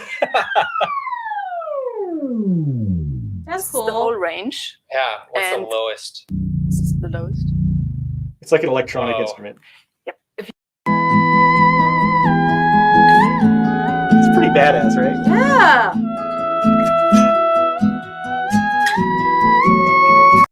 All right, that's enough to get you the idea. Oh, So I'm so paranoid that's about cool. That's cool. That's cool. So, but do you know anybody who plays that, Luna? Or your dad? I don't. I don't think so. I don't think there's so. I'd be surprised if there's a theremin in Vietnam. There probably is, actually. Vietnamese people are We really have good something engineers. like this. Oh, copyright What? music. What do you want to show? The monochord? Yeah. I have a video of a monochord somewhere. Oh. Oh, we could show it. Hold on. I think it'll be okay if we just Yeah. are minimalist about it. Again, though, if the next part gets cut out and you're watching the VOD later, you know why. We gotta warn people like that from now on when we show anything. Okay, here we go. I'll just show a clip of this. Let's see. I'm trying to find one that's least likely to get copyright claimed. Yeah. This one. Oh, this is just, no. No. That's just some sad foreigner trying to play one. Okay, here we go. Yeah. No. VTV's like. Oh, yeah. I do. Oh, no. This one? That one. All right. Sorry, we're like having to make all this calculus. Yeah. Here we go. The Vietnamese monochord. I want one of these so bad. It's a lot like the theremin. Yeah. It's like an acoustic theremin. Oh, I love it. I will keep listening to that forever. Dude, when it's raining. Yeah, when it's raining, I'm gonna listen to some fucking. I'm gonna load. I meant the whole. I know. traffic. I'm gonna load that onto my phone so Yeah. that if the power goes out, I can sit on the balcony and listen to the rain and the You theremin. can like meditate. The monochord. That is. It's one of my favorite sounds in the world. It's so relaxing.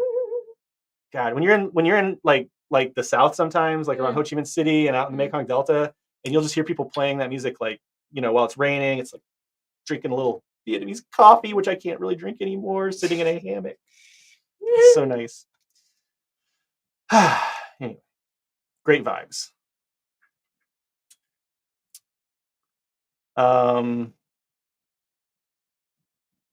Just reading through the chat here. What's the instrument called? The first instrument we played that was electronic is called the theremin. Theremin. Theramin. The second instrument, the Vietnamese traditional instrument, is called the monochord. That's just one string only. Yeah, monochord, one string. I'm pretty sure weed has a lot more positives than negatives. Yeah, I agree. I mean, like, I fucking love weed. Don't get me wrong. I just have to be careful. Not gonna lie. I just can't smoke too much of it. That's all I'm saying. I don't think that it's true that it's like. I think some people, and probably there are people more sensitive than me that can't have any of it. Yeah. I'm just saying, it's just like it can have negative effects. That's all I'm saying. Some people act like weed can do no wrong. And I think that it does have more positive and negative effects. I think more people should probably try it. And it depends on each body too, like each of them have a different tolerance of that kind of thing. Yeah. Anyway, I don't want to get too deep into the weed discourse. I'm just saying. Yeah. We can't have a revolution with a bunch of pies. Well, okay, this goes into the discourse about like sober revolution, right? Yeah. And it's like, I agree when you're having, I would say, and this is a huge hornet's nest or whatever, I would never want to do any kind of political activity where I'm inebriated in any way. And I think it's irresponsible to like go to like a rally or a protest or a meeting or anything like that intoxicated. That's my personal, that's how I live my life.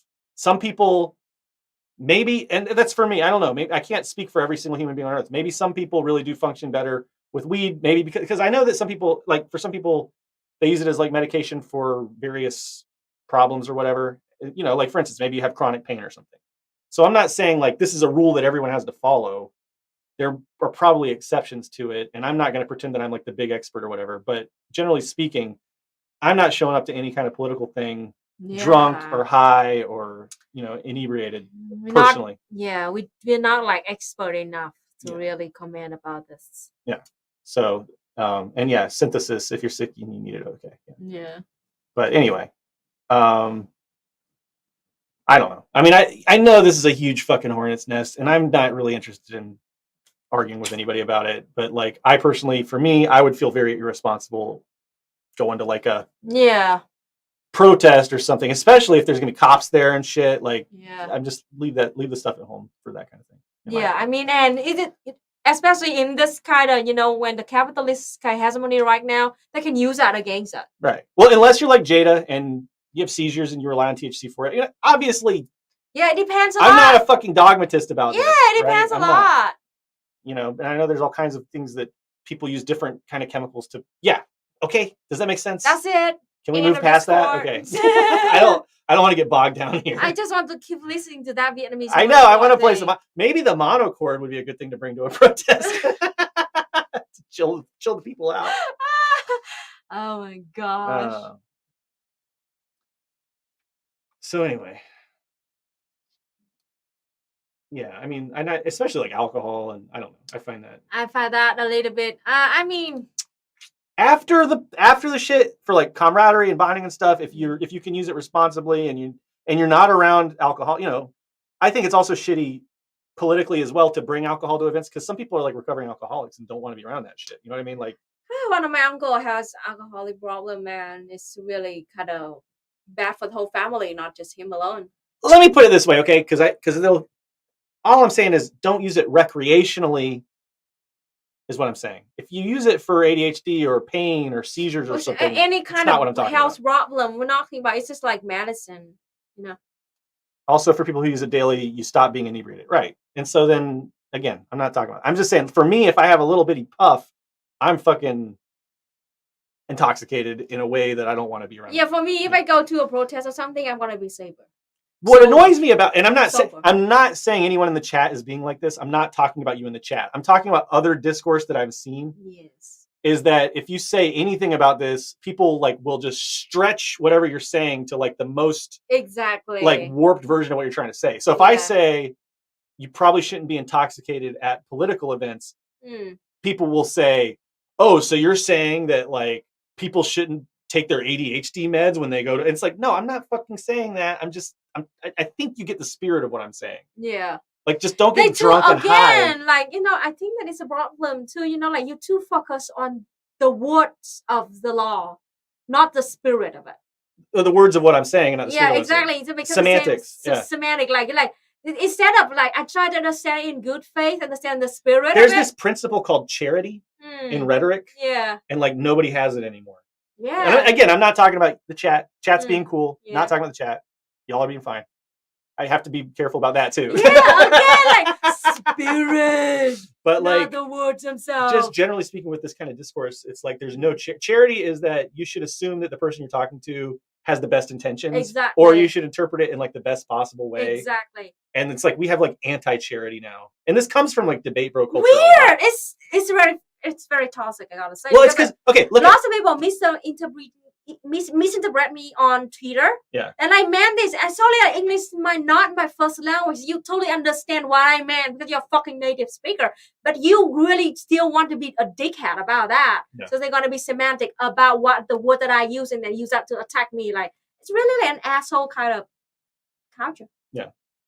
And then like this all comes from the debate culture though, because the whole point of a debate, and when we were talking about the blood sports debate shit, right? It's to win. So it's like whatever your interlocutor or your opponent says, you're going to want to twist that into the worst possible meaning, right? So that's like the opposite of charity. It's anti-charity. And that's just like complete. Like when I did forensics back in high school, like debate and all that kind of shit, charity was like a big thing. And you could actually lose points for not having charity and for like trying to twist the words of your opponent. It was a much different kind of debate than what we have on, and not that I even really think that's a great format, but it's better than what we have on fucking like Twitch poll and shit. Okay, anyways, Bring Your Best Self to the Revolution by the Good Morty, I think is the synthesis of what I'm trying to say. Yeah, I totally agree with it. I fear that some people might think their best self is like drunk, but it's probably. And by the way, yeah, I'm not talking about anyway, okay. I don't. Doesn't matter. I'm not punctuating. I'm not doing any more. What do you call it? Caveats. Bánh mì debate instead. Let's go. We're gonna debate about what is the best feeling for bánh mì. Oh God, the Taiwan pork stew. Oh really? That's a really good bánh mì. You think that's the best feeling? When you make it. Oh, so sweet. I mean, the subtext is like. I've never had a Taiwan style bánh mì from anyone else though. You're the only one that I've ever tried. So it's kind of like when I was first chair tuba in middle school. Did you know that? You know, first chair. You're the only one. I was the only tuba. I was the only tuba player in the middle school band, so I was first chair. So you're the best. we would have these first chair meetings, and I was just like the fucking. I did not belong. Like you're the best, but you're the only. So I mean. Our band teacher hated me so much. And it was like I had no fucking I didn't really practice and I sucked. And we'd go to these first chair meetings and there'd be like these really talented musicians, like this really good flute player, really good violinist, and then it's like me, and I'm just like, hey guys, I'm first chair tuba. I'm the only tuba. I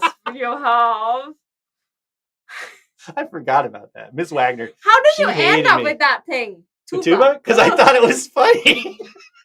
I thought it was funny.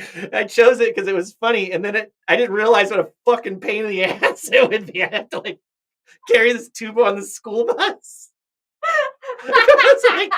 It started out as a meme and it just went too far. And you had to leave it. But it was great though, because it's pretty fucking. I mean, I'm sure it gets harder and like more advanced. But in middle school, all you have to do is like first, fifth, first, fifth, first, fifth. It was like I could do that.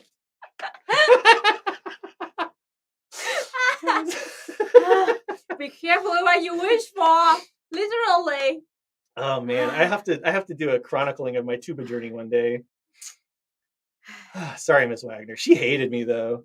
One time we were like getting ready and stuff, and I don't know, I said something along the lines of oh man, I wonder if I could like convince Miss Wagner that I forgot my mouthpiece at home or something so I don't have to play today. I said that to like while we were getting ready. And then Miss Wagner goes, like from outside the room, no, you cannot. She heard me. She was just hated me. I laugh so hard. So much. Hurts my belly. I do love the tuba though. It's a cool instrument. Like it is, unironically. How big was it compared to your body size? I mean, it was probably about as big as I was. I mean, if you don't count my little legs dangling out. The school bus driver must hate you so much. When I sat down with it, it was like bigger. It would cover my whole. I think my mom went to like a concert one time and she was like, I couldn't see you. I just saw the tuba. You were just like behind this tuba the whole time. I was just like...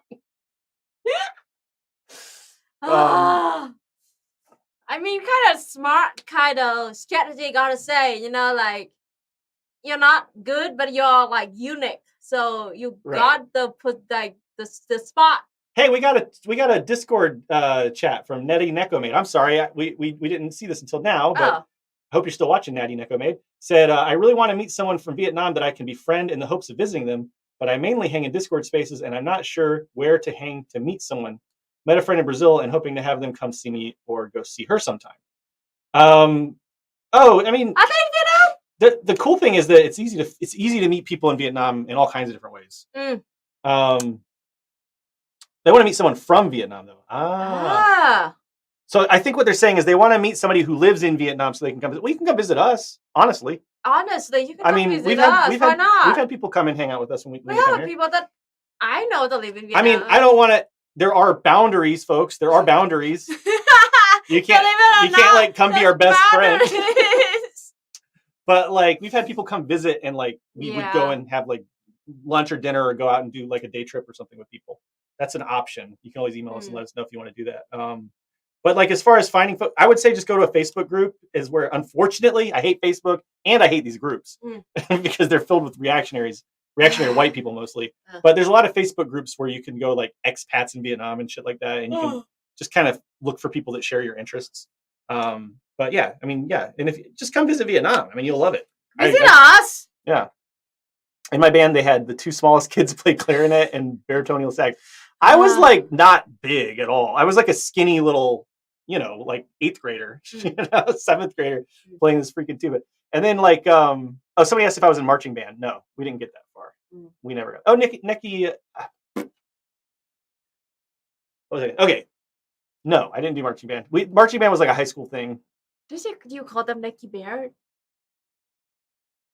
I did almost call Natty Necomade Nicky Beard. And I'm sorry. And I didn't mean anything by it. There's no. I'm sorry. It just Nicky Beard almost popped out. It's Freudian. Haha, I think about it. Yeah. Just like to meet people. And yeah, Facebook is ugh. I'd like to make a friend that I could stay with and just kind of see what they do. I see. Okay. I see. You can actually. Oh, they have homestays. We have a homestay. Yeah, I mean, you would love it. You would love it.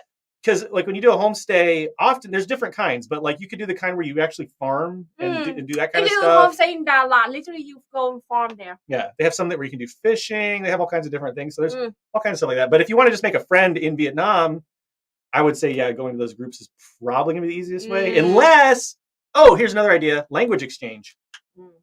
You can go and find somebody. There's all kinds, and there's websites for this. If you like look up language exchange, that's what I would recommend. That's what I recommend. Okay, I've revised my statement.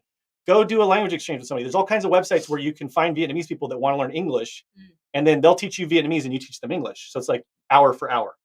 You teach them an hour of English, they teach you an hour of Vietnamese, and you can meet a few different people that way and see if there's anybody you click with. That's my official recommendation. I love bass clarinet. I really want to buy one again someday. I encourage you to pursue your musical pursuits. I have so many musical. Music will be coming back to BREADCAST soon, by the way, folks. Do you know why we stopped doing music in the streams? Is because here, hand me a guitar. I want to illustrate this. Our studio is so small. This massive one? Yeah, any of them. That's a small one. Hand me the small one. That one. Yeah. Oh, God. See? We have no room in here. It's like, okay, let's say I want to play the guitar. It's like, okay, well, there's this shelf right here, just off screen, and I have to be playing it like, okay, Luna, here, I'm going to come over this way. So out of tune. This is why we haven't played. My ukulele is so out of tune already. I don't even practice because I don't have a really good practice place. But we're moving to a new studio and we'll have more space. So anyway, music will be coming back. The ban, the moratorium will be lifted soon. Yes, that is a Fender, but it's not the nice kind of Fender. It's the cheapest Fender, the ones that are lowest quality. But it's fine for me. I'm not like I can't even tell the difference probably between a good one and a bad one. Let's see. Reading, chat, just making sure we're caught up. We have about 8 minutes left. We do. And if anyone has any questions or anything you want to bring up or talk about, let me know. And note to self, EJ and Luna's couch is open. See, like I said, boundaries. I know you're joking. But some people won't. And they'll just be like, hey, you mind if I come live with y'all for the rest of your lives? Be careful what you wish for. I've watched a few of your videos and I'd like to be your roommate. Don't do that to people. As a rule, that's not a good thing. Although we do have friends, like we have a really good friend now. Not gonna name names because we never talked about whether they're comfortable with it or not. But we have a really good friend now who started out as like an audience member and moved to Vietnam, and just coincidentally we clicked together and we just hung out like yesterday. Yeah, no, the day before yesterday. The day before yesterday, because it was their birthday and we went and had some drinks with them at an Irish pub, and I got a little tipsy and sang some Irish drinking songs. I got some Jameson. Luna got a little close to too tipsy, but we backed her off. We agreed as a collective that Luna shouldn't. Yeah, because I have to drive too. What are the first 2 letters of the serial number on the guitar? I don't know. Let me see that. Sorry, Luna. See, it's a whole thing to get a guitar. Craft in Indonesia. Okay, well, there you go. There's your answer. SNICS 191. Okay. Indonesia. There's your answer. I'm sure the Indonesians make fine Fenders. I don't know. I know nothing.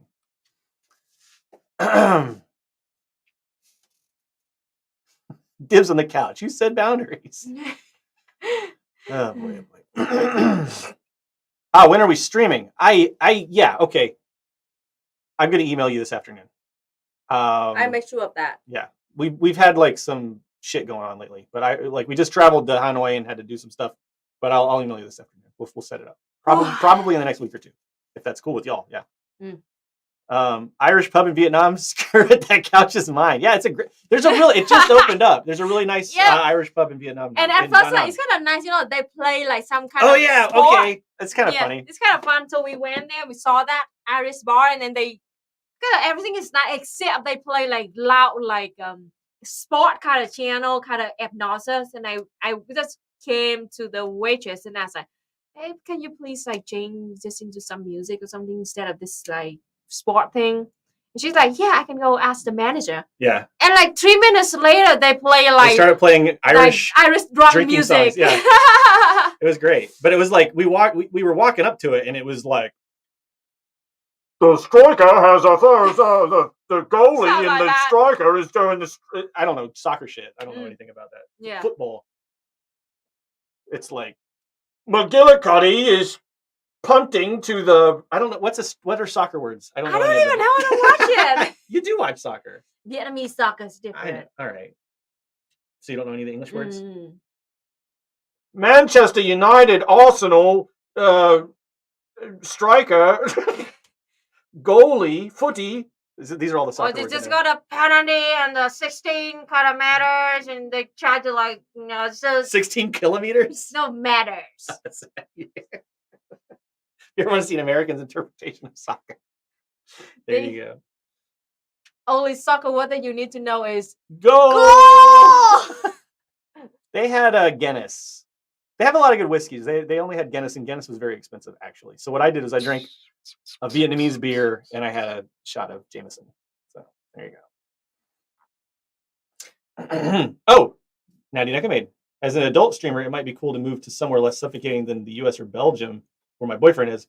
Curious about the attitudes on that, or in Vietnam. I'm just bad at learning languages. Well, I'm terrible at learning languages. I've been studying Vietnamese, and I'm terrible at it, but I keep trying.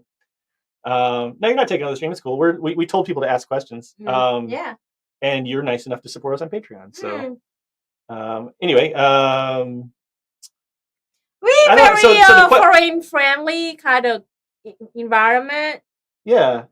I mean, I don't think anybody I can't think of any problems you would have per se. The only problems you might have are with like culture shock and the fact that it's a very densely populated country.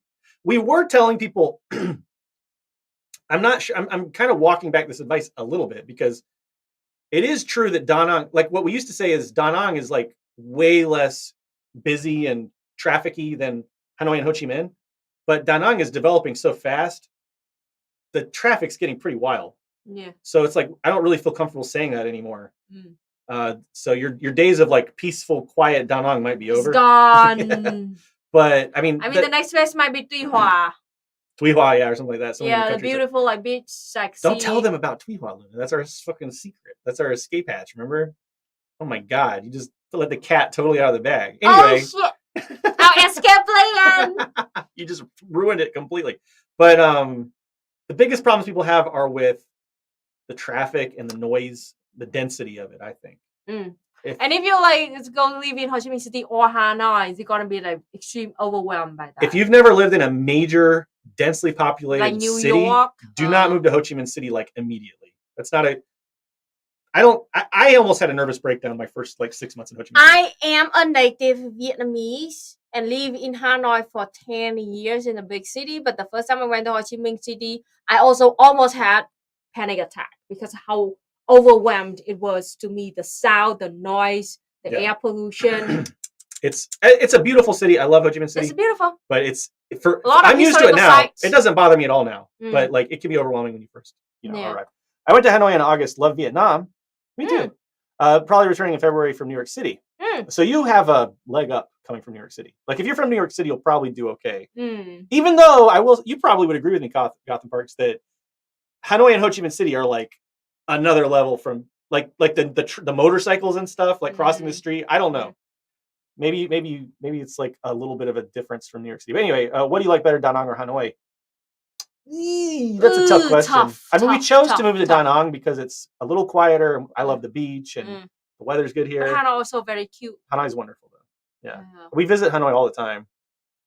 I don't know. That's a tough question. Miss it. Da Nang has access to other places too. So for instance, like you can go to Hue, or you can go to like the history in Hue is really amazing.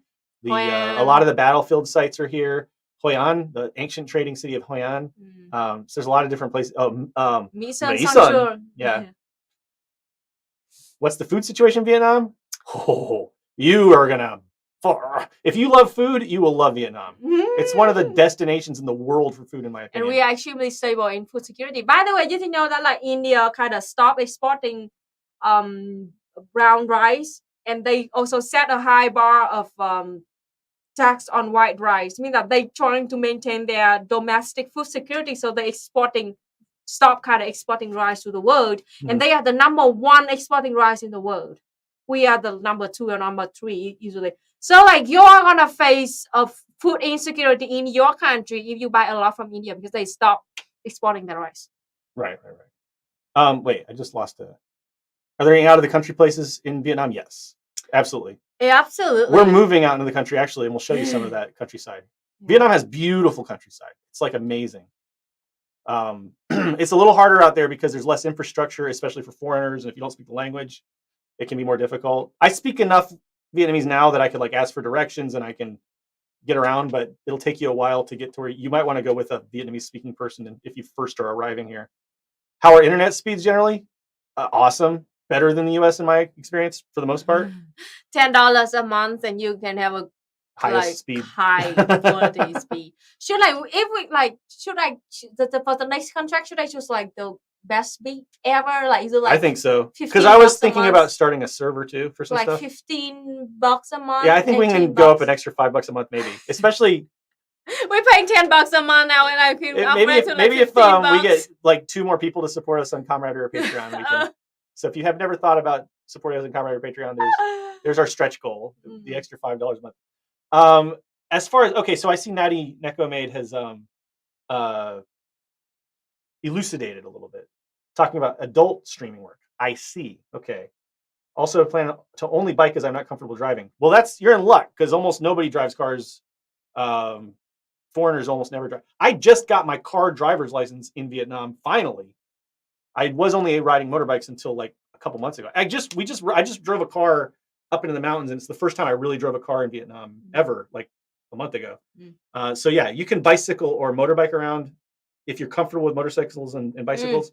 I wouldn't recommend learning to drive a motorcycle for the first time in Vietnam personally. But bicycling, you could probably get around. Just you have to be comfortable with the heavy traffic, but that won't be a problem. Every place in Vietnam basically has internet. We're going to be up on the top of a fucking mountain in the middle of nowhere. The only place in Vietnam that doesn't have internet is like maybe like one. You wouldn't be able to go there. Like 2.5 kilometers up in a mountain. Yeah. The places that don't have internet, you won't be able to go there. You have to be Don't worry. You have to be like. There's going to be high-speed internet everywhere in Vietnam. Everywhere you would go, there's high-speed internet. Yes, now, as far as the adult streaming thing, I would personally just not tell people like generally that's what. I don't know what the laws are about that. I think that there are laws against that technically, but I don't think that still gray zone. I'm not going to tell you what to do. I don't think that it would be a problem as long as you're not like flouting it or you know what I'm saying? I don't want to. Maybe you should email us about this. But anyway, it's not something that I think would be a deal breaker per se. You can probably make it work. Why wasn't gay marriage allowed in Cuba anyway? It just goes to show that the label socialist is pretty pointless anyway. Well, I mean, first of all, they're not. Yeah, they don't have a perfect society. You're right. Pretty wide assumption of you. See, this goes to show what they said. They said it in the article. Like, no matter what they do, people will use it to attack them. Exactly. No matter it's like what they do. If they're trying to take a step forward and improve this shit, they get attacked for not having been perfect from the beginning. Yes. It's like, yeah, I agree with you. It fucking sucks that they didn't have that to begin with. But you got to remember that, first of all, Catholicism in Cuba is a big cultural thing there. And the Catholic Church has had a lot of social influence in that island for a long time, which is essentially, in my opinion, and no offense, I'm sorry if you take this the wrong way or whatever, I don't mean this in any kind of way, but Catholicism has an imperialist, culturally hegemonic impact on a lot of colonized places. And the Catholic Church is the main reason why anybody has any homophobic tendencies in Cuba to begin with. If you look at indigenous societies in what we now call North and South America, they were much more open to LGBT identities. The kinds of attitudes in Vietnam that lead to the lack of gay marriage at this point do not come from the native Vietnamese culture. They were imposed through like Neo-Confucianism and through French imperialism. Exactly. Because Vietnam originally was a matriarchal society that had a lot more flexibility and open-mindedness about LGBTQ identity. Yes. Luna talks about this all the time. She'll probably go into more detail because we're running over time on Mooncast in a couple of days. But the attitudes that lead to things like not allowing gay marriage, they're not things that come inherently from socialism or communism. That's absurd. They're things that come from the pre-existing bourgeois civil society, imperialism. Isn't it like, it's kind of weird, you know? I understand, but like people just like once like any country claim to follow socialism or communism or something, we must instantly become like utopia. It's like every problem that must be fixed. Like, no, dude, we need time to develop, and we are not utopia. And of course, we still need a lot of things to be fixed here, and that's obvious. The working class needs to be developed, and that's true in the USA as well. By the way, don't act like there's not a lot of shitload of transphobia and homophobia in like the West and in capitalist societies. Are you like fucking less than kidding 10 me? years ago, half of the state in the USA still like illegalized, you know, gay marriage. Cuba still has lots of pre-socialist values due to its colonization. This kind of thing doesn't change overnight. It's a process. I mean, it fucking sucks, but it's true. Like in the USA, remember, and I love how people in the USA have this big high horse about gay marriage now. It's not that long ago that gay marriage was illegal. Yeah, like just a few years ago.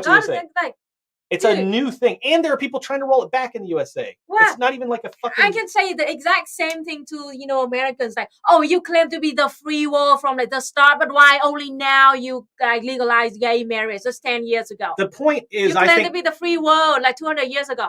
Like, hopefully, this changes now. They legalize gay marriage. I hope and trust that will happen. If it doesn't happen, that fucking sucks. And we as communists need to fight more. Make that critique. Exactly. For sure. It doesn't mean that it doesn't mean that socialism and communism is condemned because a bunch of people didn't vote for it. It means that we as leftists, as socialists and communists, we have to fight harder. So people can't accept that. Dude, we just lost federal protection of abortion rights. Absolutely. Exactly, like, abortion rights. And I think the most important thing is like there's nothing in communism that the ban on gay marriage or whatever you want to call it, the lack of gay marriage is not a problem with communism. Yeah. It's a problem with the wider society and the pre-existing society. And yes, it's a huge fucking problem. But to attribute that problem to communism is absurd. They didn't have it's not like they had gay marriage before communism. And like everybody in Cuba like loved gay marriage and they were all like, we love gay marriage. And the communists came in and they were like, no, you can't have gay marriage anymore. Like I mean, suddenly, it's like Vietnam claimed to follow the Socialist Party in 1945, right? Like in that time, still on fighting against communism. Suddenly, people criticize Vietnam for not immediately recognizing gay rights or LGBT. At that time, it was not even like brought up at all. We were literally actively fighting war to like gain our independence. So of course, it is a process. And give us some fucking time. At least we had a revolution. What about you? Haven't you had a revolution in your country yet? I would argue that communism is what allows Cuba to now have this development. Exactly. And I hope that Imagine the Batista still. I know. I don't think Batista would have been like, like super big on LGBT rights. Anyways, I hope we made our point. Thank you so much for the super chat, Zakudan. We'll be in Queen Yon next year. Come visit us. That's or beautiful. We'll visit you. We could do both. Why not both? Imagine, don't forget to check out the bay there. The Queen Yon Bay is amazing. It's beautiful. We have to be there. I've never been there. We'll be in Saigon until then, hoping we can sneak around the storm. And there's a chance we might come to Saigon too. So if you drop me an email, you can drop us an email at noncompetecoop@gmail. We will let you know our travel plans and Queen stuff. Yon is beautiful. Yeah. Wait, I saw another chat I wanted to read. Oh, part of the reason why we're moving to Vietnam is simply for my wife to have reproductive rights again. I mean, yeah. Wow. They've never banned abortion in the evil socialist Vietnam. Let's see. My wife is from there. We know it well. Cool. Okay. I hope we can link up. That'd be awesome.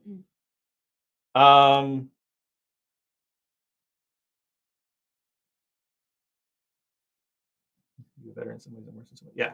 Sorry, I'm just reading chats and stuff. Okay, I think we're over time now. Yeah. I'm getting a little hungry. Thanks to everybody who supported us, especially people who is gender affirming care there. Yes, with caveats. I have an old. It's actually out of date. We probably need to talk to Hamin and some other trans folks again soon. You can get the healthcare. Ministry of Health trying so hard to put it under the national. It's not covered by the national insurance yet, but you can get the healthcare. You can get HRT and that sort of thing. Yeah, you can get the here. But as far as like, I think it's probably not expensive. but I don't think it's way covered by affordable. insurance yet. It's way more affordable. It's probably more affordable in the USA. I don't know, but I'm speaking from uncertainty. I have an interview. If you look up on my channel, youtube.com/noncompete, we did interview a comrade a couple of times, a trans woman in Hanoi, Hamin. Probably time to talk to some trans folks again soon, because that's probably like a 2 or 3 year old. No, it's more than that. It's like a 3 or 4 year old video now. So it's time to update that. But anyway, the answer is yes, but it can definitely improve, and I think they're working on trying to improve it. Is the answer there. So okay. All right. Well, anyway, thanks for watching, everybody. We will see you Tuesday night on Mooncast, and then Wednesday night right back here on the Dialectic. So Mooncast will be on Luna Oi. The Dialectic will be on Non-Compete, although I think Luna might be hosting the Dialectic this week along with our comrade VP. Really? Yeah. Okay. And yeah, thanks everybody for the support. If you want to support some Patreon or We gotta camaraderie, do we appreciate that. a grocery run right Yeah, now. we gotta go get some groceries. Talk to you next time. Let's see if there's anybody on Twitch that we can raid into. You know what you got to do. I don't want You have to. I don't want Luna, to. we don't have time. We don't have time for this. We don't have time for shenanigans. Sing a song. Kia đàn chim. No, a different song. You always do that song. You know more songs than that. Come on. Okay, I know a bunch of more songs than that. So sing a different one. Silver Spook, by the way, is who we're rating into. I can't. And a 1, and a 2, and a... Và trưa nay gió không thể hát nên cây lá cất lời hát và biển xanh cũng hát cùng phố biển lời yêu thương.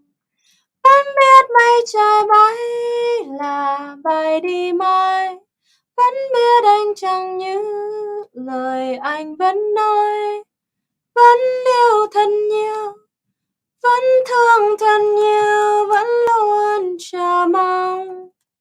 Vì chiều nay phố biển đẹp như mơ, sóng nhấp nhô ngoài khơi biển chiều mênh mông. La la la la la la la la, gió không ngừng thôi. Goodbye, everybody. Bồi hồi vẫn không ngừng trôi. Be safe.